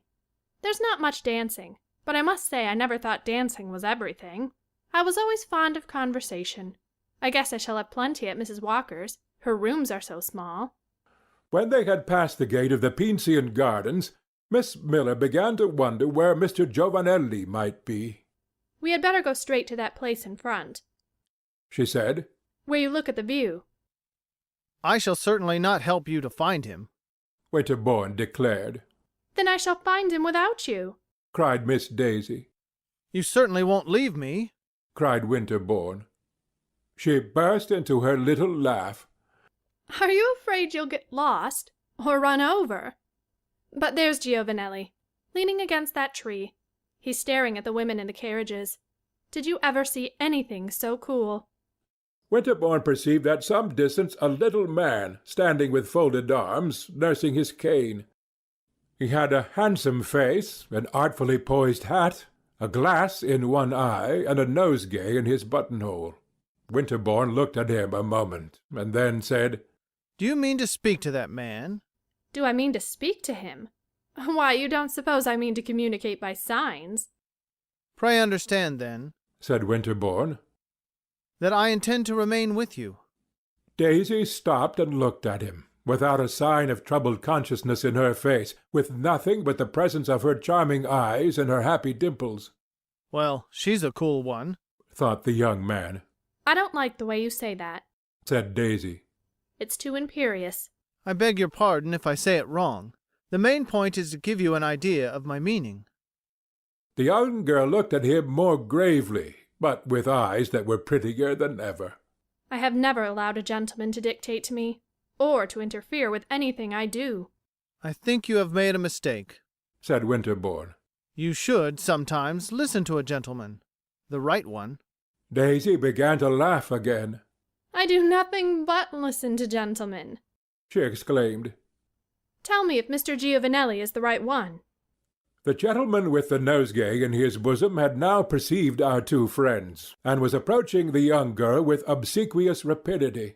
He bowed to Winterbourne as well as to the latter's companion. He had a brilliant smile, an intelligent eye. Winterbourne thought him not a bad-looking fellow, but he nevertheless said to Daisy, No, he's not the right one. Daisy evidently had a natural talent for performing introductions. She mentioned the name of each of her companions to the other. She strolled alone with one of them on each side of her. Mr. Giovanelli, who spoke English very cleverly, Winterbourne afterward learned that he had practised the idiom upon a great many American heiresses, addressed her a great deal of very polite nonsense. He was extremely urbane, and the young American, who said nothing, reflected upon that profundity of Italian cleverness which enables people to appear more gracious in proportion as they are more acutely disappointed. Giovanelli, of course, had counted upon something more intimate. He had not bargained for a party of three. But he kept his temper in a manner which suggested far-stretching intentions. Winterbourne flattered himself that he had taken his measure. He is not a gentleman, said the young American. He is only a clever imitation of one. He is a music master, or a penny-a-liner, or a third-rate artist. Damn his good looks. Mr. Giovanelli had certainly a very pretty face, but Winterbourne felt a superior indignation at his own lovely fellow-countrywoman's not knowing the difference between a spurious gentleman and a real one. Giovanelli chattered and jested, and made himself wonderfully agreeable. It was true that if he was an imitation, the imitation was brilliant. Nevertheless, Winterbourne said to himself, a nice girl ought to know. And then he came back to the question whether this was, in fact, a nice girl. Would a nice girl, even allowing for her being a little American flirt, make a rendezvous with a presumably low-lived foreigner? The rendezvous in this case, indeed, had been in broad daylight, and in the most crowded corner of Rome. But was it not impossible to regard the choice of these circumstances as a proof of extreme cynicism? Singular though it may seem, Winterbourne was vexed that the young girl, in joining her amoroso, should not appear more impatient of his own company, and he was vexed because of his inclination. It was impossible to regard her as a perfectly well-conducted young lady. She was wanting in a certain indispensable delicacy. It would therefore simplify matters greatly to be able to treat her as the object of one of those sentiments which are called by romancers lawless passions. That she should seem to wish to get rid of him would help him to think more lightly of her, and to be able to think more lightly of her would make her much less perplexing. But Daisy, on this occasion, continued to present herself as an inscrutable combination of audacity and innocence. End of Section 4. Section 5 of Daisy Miller. She had been walking some quarter of an hour, attended by her two cavaliers, and responding in a tone of very childish gaiety, as it seemed to Winterbourne, to the pretty speeches of Mr. Giovanelli, when a carriage that had detached itself from the revolving train drew up beside the path. At the same moment Winterbourne perceived that his friend Mrs. Walker, the lady whose house he had lately left, was seated in the vehicle and was beckoning to him. Leaving Mrs. Miller's side, he hastened to obey her summons. Mrs. Walker was flushed. She wore an excited air. "It is really too dreadful," she said. "That girl must not do this sort of thing. She must not walk here with you two men. 50 people have noticed her." Winterbourne raised his eyebrows. I think it's a pity to make too much fuss about it. "It's a pity to let the girl ruin herself." She is very innocent, said Winterbourne. She is very crazy," cried Mrs. Walker. "Did you ever see anything so imbecile as her mother? After you had all left me just now, I could not sit still for thinking of it. It seemed too pitiful not even to attempt to save her. I ordered the carriage and put on my bonnet and came here as quickly as possible. Thank heaven I have found you." What do you propose to do with us? Asked Winterbourne, smiling. "To ask her to get in, to drive her about here for half an hour, so that the world may see she is not running absolutely wild, and then to take her safely home." I don't think it's a very happy thought, Said Winterbourne. but you can try. Mrs. Walker tried. The young man went in pursuit of Miss Miller, who had simply nodded and smiled at his interlocutor in the carriage and gone her way with her companion. Daisy, on learning that Mrs. Walker wished to speak to her, retraced her steps with a perfectly good grace, and with Mr. Giovanelli at her side. She declared that she was delighted to have a chance to present this gentleman to Mrs. Walker. She immediately achieved the introduction, and declared that she had never in her life seen anything so lovely as Mrs. Walker's carriage rug. "I am glad you admire it," said this lady, smiling sweetly. "Will you get in and let me put it over you?" Oh, no, thank you. Said Daisy. I shall admire it much more as I see you driving round with it. "Do get in and drive with me," Said Mrs. Walker. That would be charming, but it's so enchanting just as I am. And Daisy gave a brilliant glance at the gentleman on either side of her. "It may be enchanting, dear child, but it is not the custom here," Urged Mrs. Walker, leaning forward in her victoria with her hands devoutly clasped. Well, it ought to be then. Said Daisy. If I didn't walk, I should expire. "You should walk with your mother, dear," Cried the lady from Geneva, losing patience. With my mother, dear. Exclaimed the young girl. Winterbourne saw that she scented interference. My mother never walked 10 steps in her life. And then, you know, She added with a laugh. I am more than 5 years old. "You are old enough to be more reasonable. You are old enough, dear Miss Miller, to be talked about." Daisy looked at Mrs. Walker, smiling intensely. Talked about? What do you mean? "Come into my carriage and I will tell you." Daisy turned her quickened glance again from one of the gentlemen beside her to the other.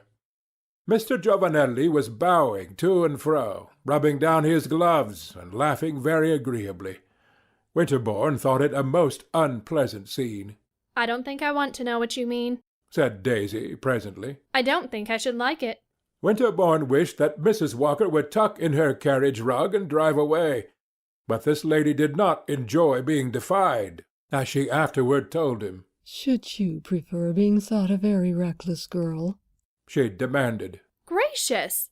Exclaimed Daisy. She looked again at Mr. Giovanelli. Then she turned to Winterbourne.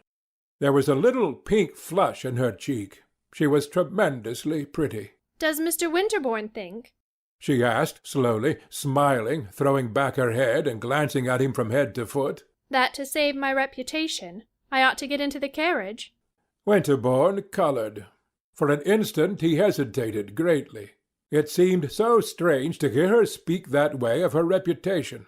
But he himself, in fact, must speak in accordance with gallantry.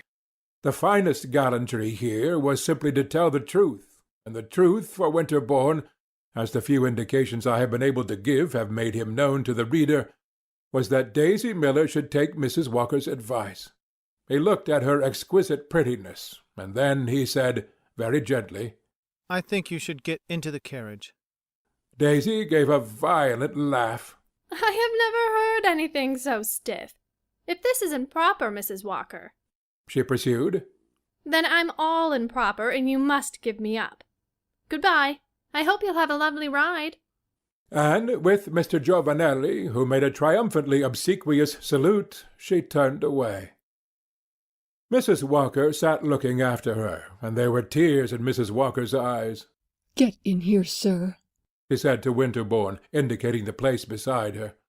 The young man answered that he felt bound to accompany Mrs. Miller, whereupon Mrs. Walker declared that if he refused her this favour, she would never speak to him again. She was evidently in earnest. Winterbourne overtook Daisy and her companion, and offering the young girl his hand, told her that Mrs. Walker had made an imperious claim upon his society. He expected that in answer she would say something rather free, something to commit himself still further to that recklessness from which Mrs. Walker had so charitably endeavoured to dissuade her. But she only shook his hand, hardly looking at him, while Mr. Giovanelli bade him farewell with a too emphatic flourish of the hat. Winterbourne was not in the best possible humour as he took his seat in Mrs. Walker's victoria. "That was not clever of you," he said candidly, while the vehicle mingled again with the throng of carriages. "In such a case," his companion answered, "I don't wish to be clever. I wish to be earnest." "Well, your earnestness has only offended her and put her off." "It has happened very well," said Mrs. Walker. "If she is so perfectly determined to compromise herself, the sooner one knows it the better. One can act accordingly." "I suspect she meant no harm," Winterbourne rejoined. "So I thought a month ago. But she has been going too far." "What has she been doing?" "Everything that is not done here. Flirting with any man she could pick up. Sitting in corners with mysterious Italians. Dancing all evening with the same partners. Receiving visits at 11 o'clock at night. Her mother goes away when visitors come." "But her brother," said Winterbourne, laughing, "sits up till midnight." "He must be edified by what he sees. I'm told that at their hotel everyone is talking about her, and that a smile goes round among all the servants when a gentleman comes and asks for Miss Miller." "The servants be hanged," said Winterbourne angrily. "The poor girl's only fault," he presently added, "is that she is very uncultivated." "She is naturally indelicate," Mrs. Walker declared. "Take that example this morning. How long had you known her at Vevey?" "A couple of days." "Fancy then her making it a personal matter that you should have left the place." Winterbourne was silent for some moments. Then he said, "I suspect, Mrs. Walker, that you and I have lived too long at Geneva." And he added a request that she should inform him with what particular design she had made him enter her carriage. "I wish to beg you to cease your relations with Miss Miller, not to flirt with her, to give her no further opportunity to expose herself, to let her alone, in short." "I'm afraid I can't do that," said Winterbourne. "I like her extremely." "All the more reason that you shouldn't help her to make a scandal." "There shall be nothing scandalous in my attentions to her." "There certainly will be in the way she takes them. But I have said what I had on my conscience," Mrs. Walker pursued. "If you wish to rejoin the young lady, I will put you down. Here, by the way, you have a chance." The carriage was traversing that part of the Pincian garden that overhangs the wall of Rome and overlooks the beautiful Villa Borghese. It is bordered by a large parapet, near which there are several seats. One of the seats at a distance was occupied by a gentleman and a lady, toward whom Mrs. Walker gave a toss of her head. At the same moment these persons rose and walked toward the parapet. Winterbourne had asked the coachman to stop. He now descended from the carriage. His companion looked at him a moment in silence. Then, while he raised his hat, she drove majestically away. Winterbourne stood there. He had turned his eyes toward Daisy and her cavalier. They evidently saw no one. They were too deeply occupied with each other.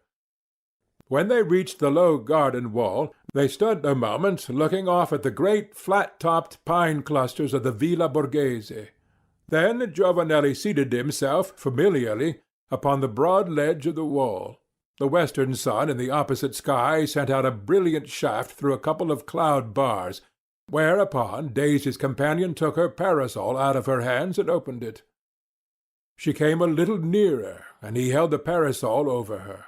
Then, still holding it, he let it rest upon her shoulder, so that both of their heads were hidden from Winterbourne. This young man lingered a moment. Then he began to walk. But he walked not toward the couple with the parasol, toward the residence of his aunt, Mrs. Costello. He flattered himself on the following day that there was no smiling among the servants when he, at least, asked for Mrs. Miller at her hotel. This lady and her daughter, however, were not at home, and on the next day after, repeating his visit, Winterbourne again had the misfortune not to find them. Mrs. Walker's party took place on the evening of the third day, and in spite of the frigidity of his last interview with his hostess, Winterbourne was among the guests. Mrs. Walker was one of those American ladies who, while residing abroad, make a point, in their own phrase, of studying European society, and she had, on this occasion, collected several specimens of her diversely born fellow-mortals to serve, as it were, as textbooks. When Winterbourne arrived, Daisy Miller was not there, but in a few moments he saw her mother come in alone, very shyly and ruefully. Mrs. Miller's hair above her exposed-looking temples was more frizzled than ever. As she approached Mrs. Walker, Winterbourne also drew near. "You see, I've come all alone," said poor Mrs. Miller. "I'm so frightened I don't know what to do. It's the first time I've ever been to a party alone, especially in this country. I wanted to bring Randolph or Eugenia or someone, but Daisy just pushed me off by myself. I ain't used to going round alone." "And does not your daughter intend to favour us with her society?" demanded Mrs. Walker impressively.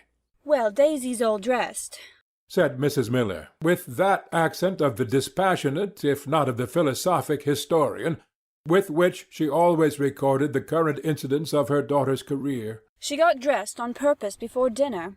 But she's got a friend of hers there, that gentleman, the Italian, that she wanted to bring. They've got going at the piano. It seems as if they couldn't leave off. Mr. Giovanelli sings splendidly, but I guess they'll come before very long," concluded Mrs. Miller hopefully.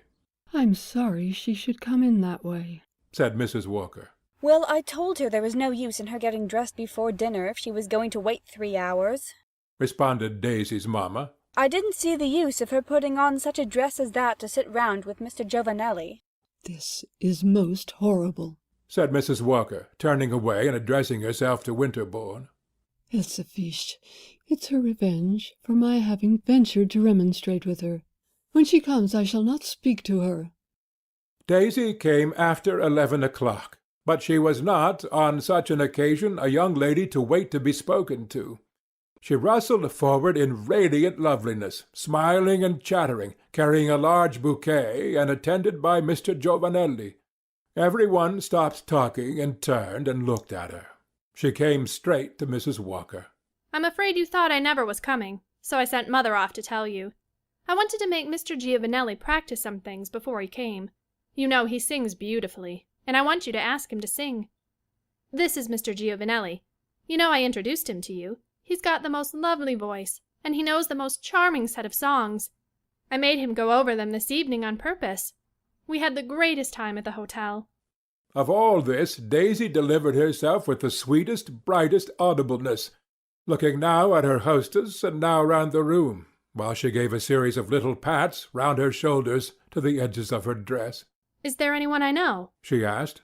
"I think everyone knows you," said Mrs. Walker pregnantly, and she gave a very cursory greeting to Mr. Giovanelli.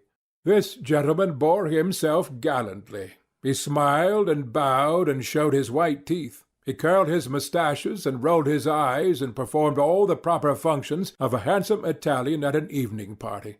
He sang very prettily 6 songs, though Mrs. Walker afterward declared that she had been quite unable to find out who asked him. It was apparently not Daisy who had given him his orders. Daisy sat at a distance from the piano, and though she had publicly, as it were, professed a high admiration for his singing, talked not inaudibly while it was going on. "It's a pity these rooms are so small. We can't dance," she said to Winterbourne, as if she had seen him 5 minutes before. "I am not sorry we can't dance," Winterbourne answered. "I don't dance." "Of course you don't dance. You're too stiff," said Miss Daisy. "I hope you enjoyed your drive with Mrs. Walker." "No, I didn't enjoy it. I preferred walking with you." "We paired off. That was much better," said Daisy. "But did you ever hear anything so cool as Mrs. Walker's wanting me to get into her carriage and drop poor Mr. Giovanelli, and under the pretext that it was proper? People have different ideas. It would have been most unkind. He had been talking about that walk for 10 days." "He should not have talked about it at all." said Winterbourne. He would never have proposed to a young lady of this country to walk about the streets with him. About the streets? Cried Daisy with her pretty stare. Where, then, would he have proposed to her to walk? Pipincio is not the streets either. And I, thank goodness, am not a young lady of this country. The young ladies of this country have a dreadfully poky time of it, so far as I can learn. I don't see why I should change my habits for them. I'm afraid your habits are those of a flirt, said Winterbourne gravely. Of course they are, she cried, giving him a little smiling stare again. I'm a fearful, frightful flirt. Did you ever hear of a nice girl that was not? But I suppose you will tell me now that I am not a nice girl. You're a very nice girl, but I wish you would flirt with me, and me only, said Winterbourne. Ah, thank you. Thank you very much. You are the last man I should think of flirting with. As I have had the pleasure of informing you, you are too stiff. You say that too often, said Winterbourne. Daisy gave a delighted laugh. If I could have the sweet hope of making you angry, I should say it again. Don't do that. When I am angry, I'm stiffer than ever. But if you won't flirt with me, do cease, at least, to flirt with your friend at the piano. They don't understand that sort of thing here. I thought they understood nothing else, exclaimed Daisy. Not in young unmarried women. It seems to me much more proper in young unmarried women than in old married ones. Well, said Winterbourne, when you deal with natives, you must go by the custom of the place.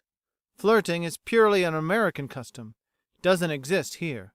So when you show yourself in public with Mr. Giovanelli and without your mother— Gracious! Poor mother! interposed Daisy. Though you may be flirting, Mr. Giovanelli is not. He means something else. He isn't preaching at any rate, said Daisy with vivacity. And if you want very much to know, we are neither of us flirting. We are too good friends for that. We are very intimate friends. Ah, rejoined Winterbourne. If you are in love with each other, it is another affair.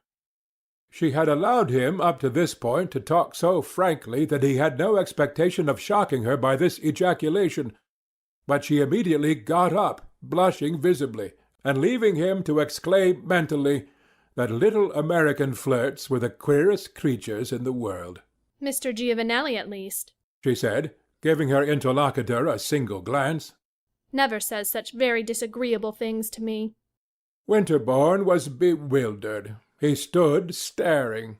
Mr. Giovanelli had finished singing. He left the piano and came over to Daisy. "Won't you come into the other room and have some tea?" he asked, bending before her with his ornamental smile. Daisy turned to Winterbourne, beginning to smile again. He was still more perplexed, for this inconsequent smile made nothing clear, though it seemed to prove, indeed, that she had a sweetness and softness that reverted instinctively to the pardon of offences. It has never occurred to Mr. Winterbourne to offer me any tea, she said with her little tormenting manner. I have offered you advice, Winterbourne rejoined. I prefer weak tea, cried Daisy, and she went off with the brilliant Giovanelli. She sat with him in the adjoining room, in the embrasure of the window, for the rest of the evening. There was an interesting performance at the piano, but neither of these young people gave heed to it. When Daisy came to take leave of Mrs. Walker, this lady conscientiously repaired the weakness of which she had been guilty at the moment of the young girl's arrival. She turned her back straight upon Miss Miller, and left her to depart with what grace she might. Winterbourne was standing near the door. He saw it all. Daisy looked very pale, and looked at her mother, but Mrs. Miller was humbly unconscious of any violation of the usual social forms. She appeared, indeed, to have felt an incongruous impulse to draw attention to her own striking observance of them. "Good night, Mrs. Walker," she said. "We've had a beautiful evening. You see, if I let Daisy come to parties without me, I don't want her to go away without me." Daisy turned away, looking with a pale, grave face at the circle near the door. Winterbourne saw that, for the first moment, she was too much shocked and puzzled even for indignation. He, on his side, was greatly touched. That was very cruel, he said to Mrs. Walker. She never enters my drawing-room again, replied his hostess. End of section 5. Section 6. Since Winterbourne was not to meet her in Mrs. Walker's drawing-room, he went as often as possible to Mrs. Miller's hotel. The ladies were rarely at home, but when he found them, the devoted Giovanelli was always present.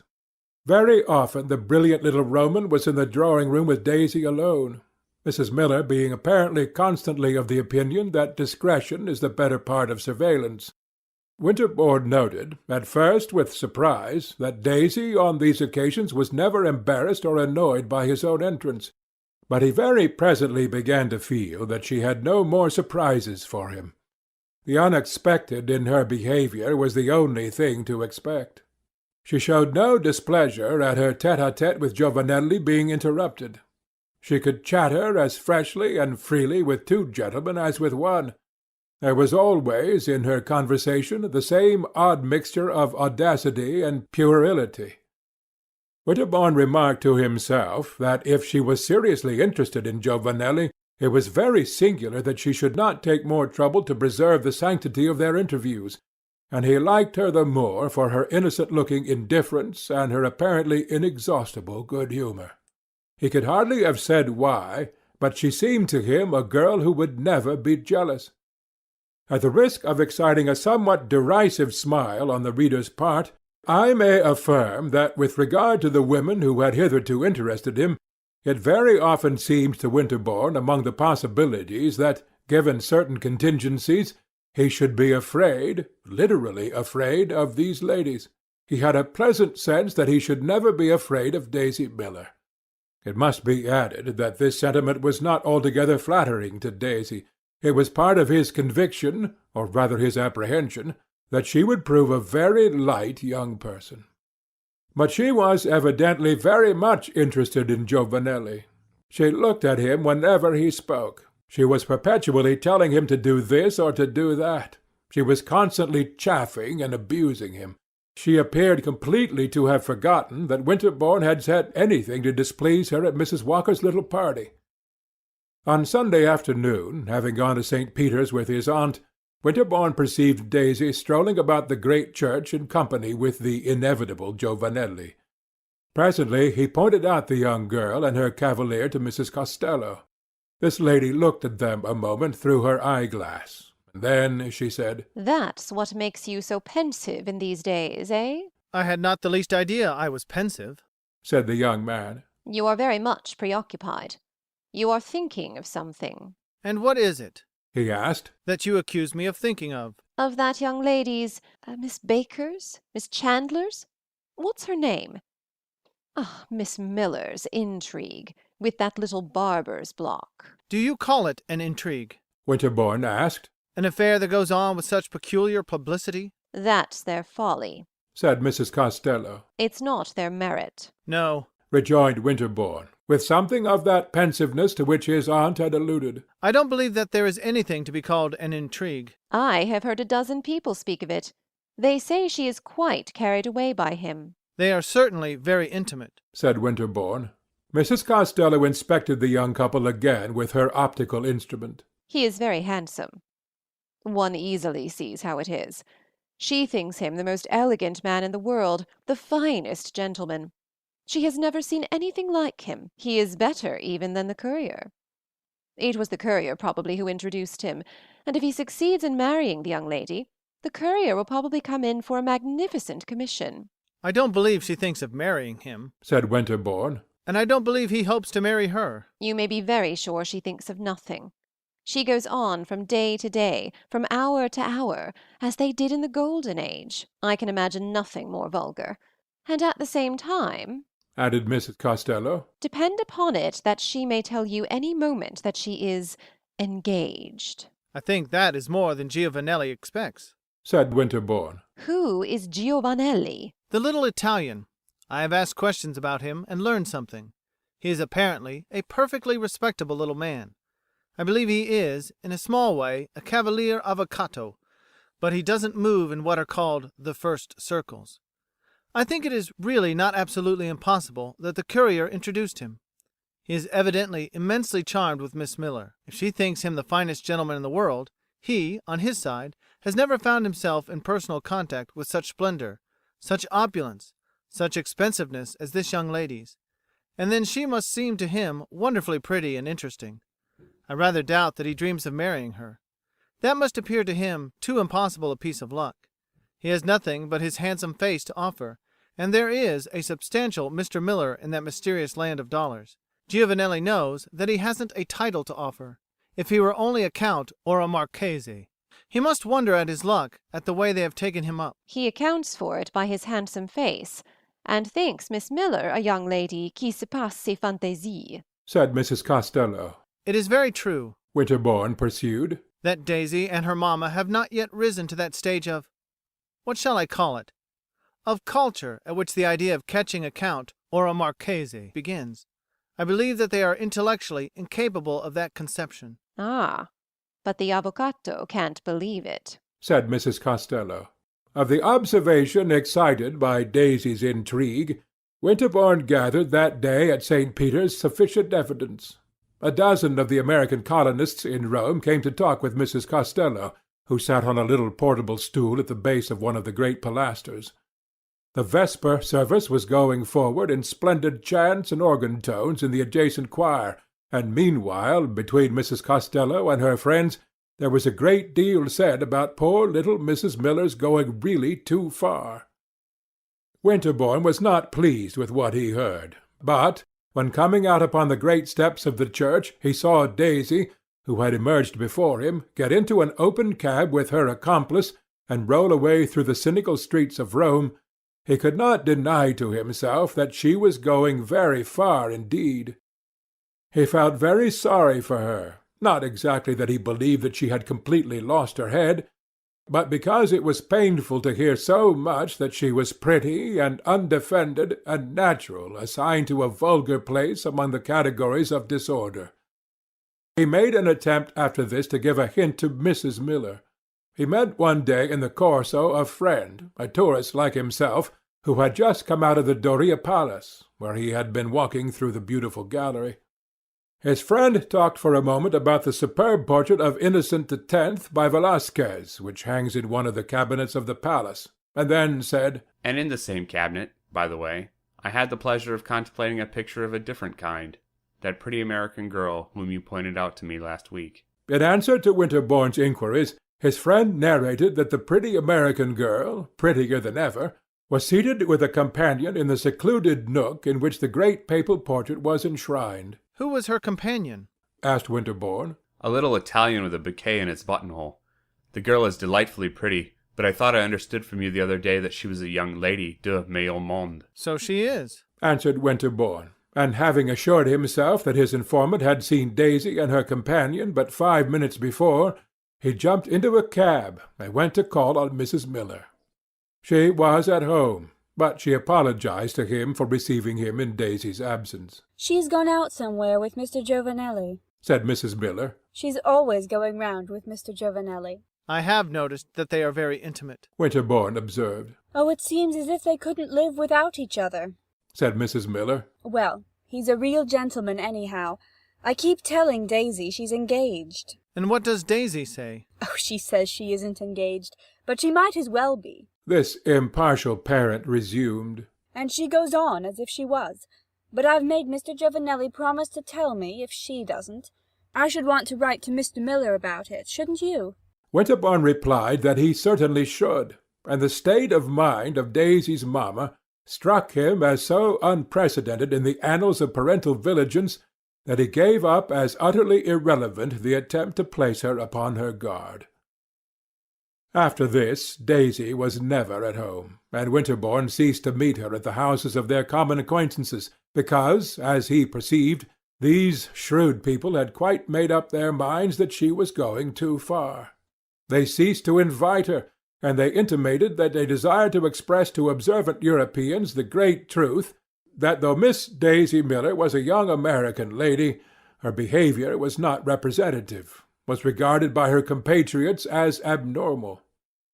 Winterbourne wondered how she felt about all the cold shoulders that were turned toward her, and sometimes it annoyed him to suspect that she did not feel at all. He said to himself that she was too light and childish, too uncultivated and unreasoning, too provincial, to have reflected upon her ostracism, or even to have perceived it. Then, at other moments, he believed that she carried about in her elegant and irresponsible little organism a defiant, passionate, perfectly observant consciousness of the impression she produced.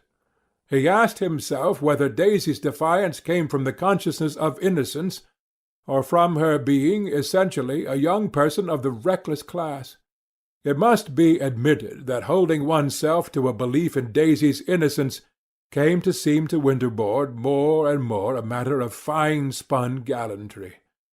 As I have already had occasion to relate, he was angry at finding himself reduced to chopping logic about this young lady. He was vexed at his want of instinctive certitude as to how far her eccentricities were generic, national, and how far they were personal. From either view of them, he had somehow missed her, and now it was too late. She was carried away by Mr. Giovanelli.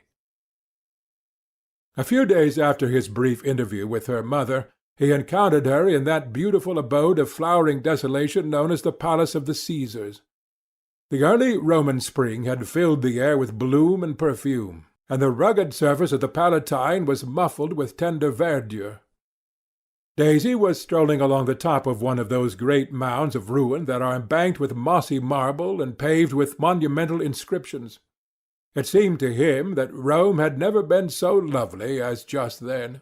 He stood looking off at the enchanting harmony of line and colour that remotely encircles the city, inhaling the softly humid odours, and feeling the freshness of the year and the antiquity of the place reaffirm themselves in mysterious interfusion.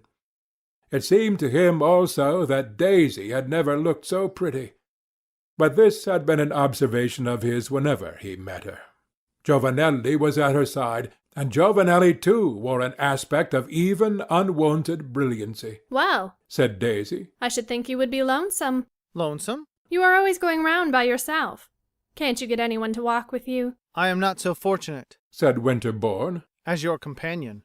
Giovanelli, from the first, had treated Winterbourne with a distinguished politeness. He listened with a deferential air to his remarks. He laughed punctiliously at his pleasantries. He seemed disposed to testify to his belief that Winterbourne was a superior young man. He carried himself in no degree like a jealous wooer. He had obviously a great deal of tact. He had no objection to your expecting a little humility of him. It even seemed to Winterbourne at times that Giovanelli would find a certain mental relief in being able to have a private understanding with him, to say to him, as an intelligent man, that, bless you, he knew how extraordinary was this young lady, and didn't flatter himself with delusive, or at least too delusive, hopes of matrimony and dollars. On this occasion he strolled away from his companion to pluck a sprig of almond blossom, which he carefully arranged in his buttonhole. "I know why you say that," said Daisy, watching Giovanelli. "because you think I go round too much with him." And she nodded at her attendant. Everyone thinks so, if you care to know, said Winterbourne. "Of course I care to know," Daisy exclaimed seriously. "but I don't believe it. They are only pretending to be shocked. They don't really care a straw what I do. Besides, I don't go round so much." I think you will find they do care. They will show it disagreeably. Daisy looked at him a moment. "How disagreeably?" Haven't you noticed anything? Winterbourne asked. "I have noticed you, but I noticed you were as stiff as an umbrella the first time I saw you." You will find I am not so stiff as several others, said Winterbourne, smiling. "How shall I find it?" by going to see the others. "What will they do to me?" They will give you the cold shoulder. Do you know what that means? Daisy was looking at him intently. She began to colour. "Do you mean as Mrs. Walker did the other night?" Exactly, said Winterbourne. She looked away at Giovanelli, who was decorating himself with his almond blossom. Then, looking at Winterbourne, "I shouldn't think you would let people be so unkind," she said. How can I help it? He asked. "I should think you would say something." I do say something. And he paused a moment. I say that your mother tells me that she believes you are engaged. "Well, she does," said Daisy very simply. Winterbourne began to laugh. And does Randolph believe it? He asked. "I guess Randolph doesn't believe anything," said Daisy.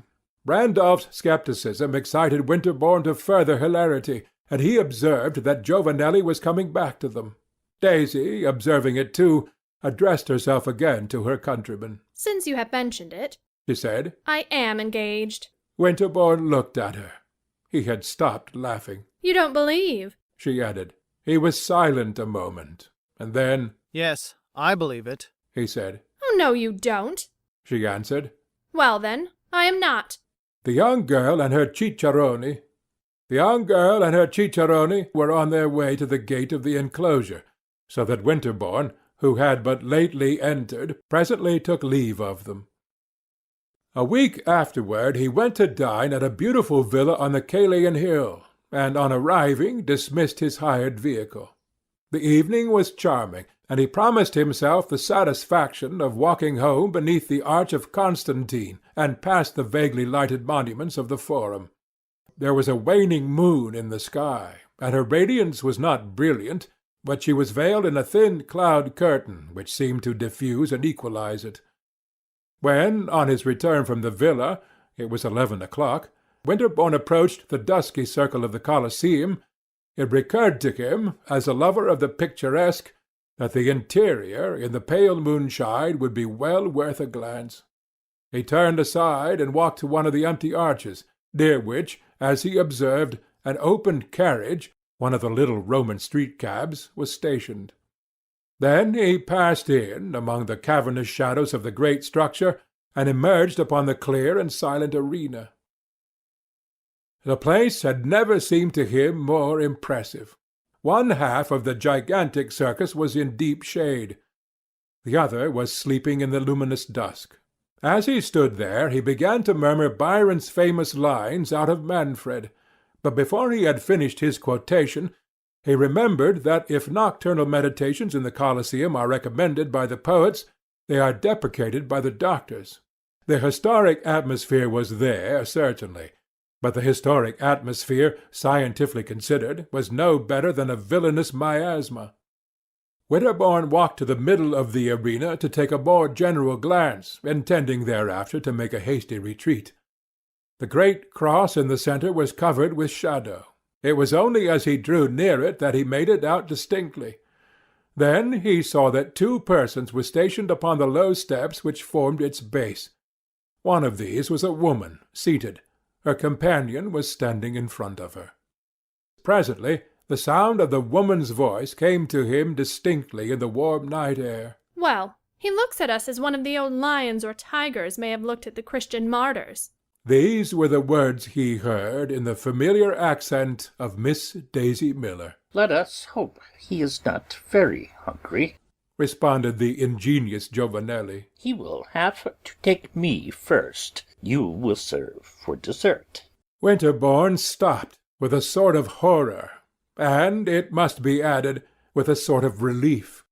It was as if a sudden illumination had been flashed upon the ambiguity of Daisy's behaviour, and the riddle had become easy to read.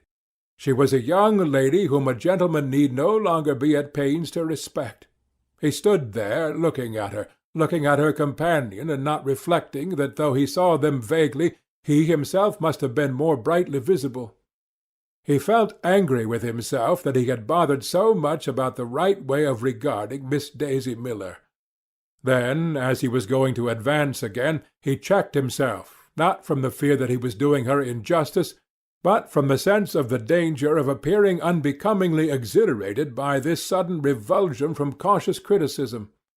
He turned away toward the entrance of the place, but as he did so, he heard Daisy speak again. Why, it was Mr. Winterbourne. He saw me, and he cuts me. What a clever little reprobate she was, and how smartly she played at injured innocence! But he wouldn't cut her. Winterbourne came forward again and went toward the great cross. Daisy had got up. Giovanelli lifted his hat. Winterbourne had now begun to think simply of the craziness, from a sanitary point of view, of a delicate young girl lounging away the evening in this nest of malaria. What if she were a clever little reprobate? That was no reason for her dying of the perniciosa. How long have you been here? He asked, almost brutally. Daisy, lovely in the flattering moonlight, looked at him a moment. Then, all the evening, she answered gently. I never saw anything so pretty. I am afraid, said Winterbourne, that you will not think Roman fever very pretty. This is the way people catch it. I wonder, he added, turning to Giovanelli, that you, a native Roman, should countenance such a terrible indiscretion. Ah, said the handsome native. for myself, I am not afraid. Neither am I, for you. I am speaking for this young lady. Giovanelli lifted his well-shaped eyebrows and showed his brilliant teeth. But he took Winterbourne's rebuke with docility. I told the signorini it was a grave indiscretion. But when was the signorini ever prudent? I never was sick, and I don't mean to be. The signorina declared. I don't look like much, but I'm healthy. I was bound to see the Colosseum by moonlight. I shouldn't have wanted to go home without that. And we have had the most beautiful time, haven't we, Mr. Giovanelli? If there has been any danger, Eugenio can give me some pills. He has got some splendid pills. I should advise you, said Winterbourne, to drive home as fast as possible and take one. What you say is very wise. Giovanelli rejoined. I will go and make sure the carriage is at hand. And he went forward rapidly. Daisy followed with Winterbourne. He kept looking at her. She seemed not in the least embarrassed. Winterbourne said nothing. Daisy chattered about the beauty of the place. Well, I have seen the Colosseum by moonlight, she exclaimed. That's one good thing. Then, noticing Winterbourne's silence, she asked him why he didn't speak. He made no answer. He only began to laugh. They passed under one of the dark archways. Giovanelli was in front with the carriage. Here Daisy stopped a moment, looking at the young American. Did you believe I was engaged the other day? She asked. It doesn't matter what I believed the other day, said Winterbourne, still laughing. Well, what do you believe now? I believe that it makes very little difference whether you are engaged or not. He felt the young girl's pretty eyes fixed upon him through the thick gloom of the archway.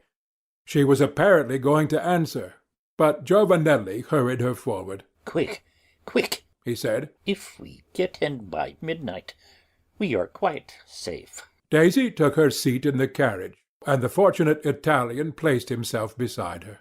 Don't forget Eugenio's pills, said Winterbourne as he lifted his hat. I don't care, said Daisy in a little strange tone, whether I have Roman fever or not. Upon this the cab-driver cracked his whip, and they rolled away over the desultory patches of the antique pavement. Winterbourne, to do him justice, as it were, mentioned to no one that he had encountered Miss Miller at midnight in the Colosseum with a gentleman. But nevertheless, a couple of days later, the fact of her having been there under these circumstances was known to every member of the little American circle, and commented accordingly.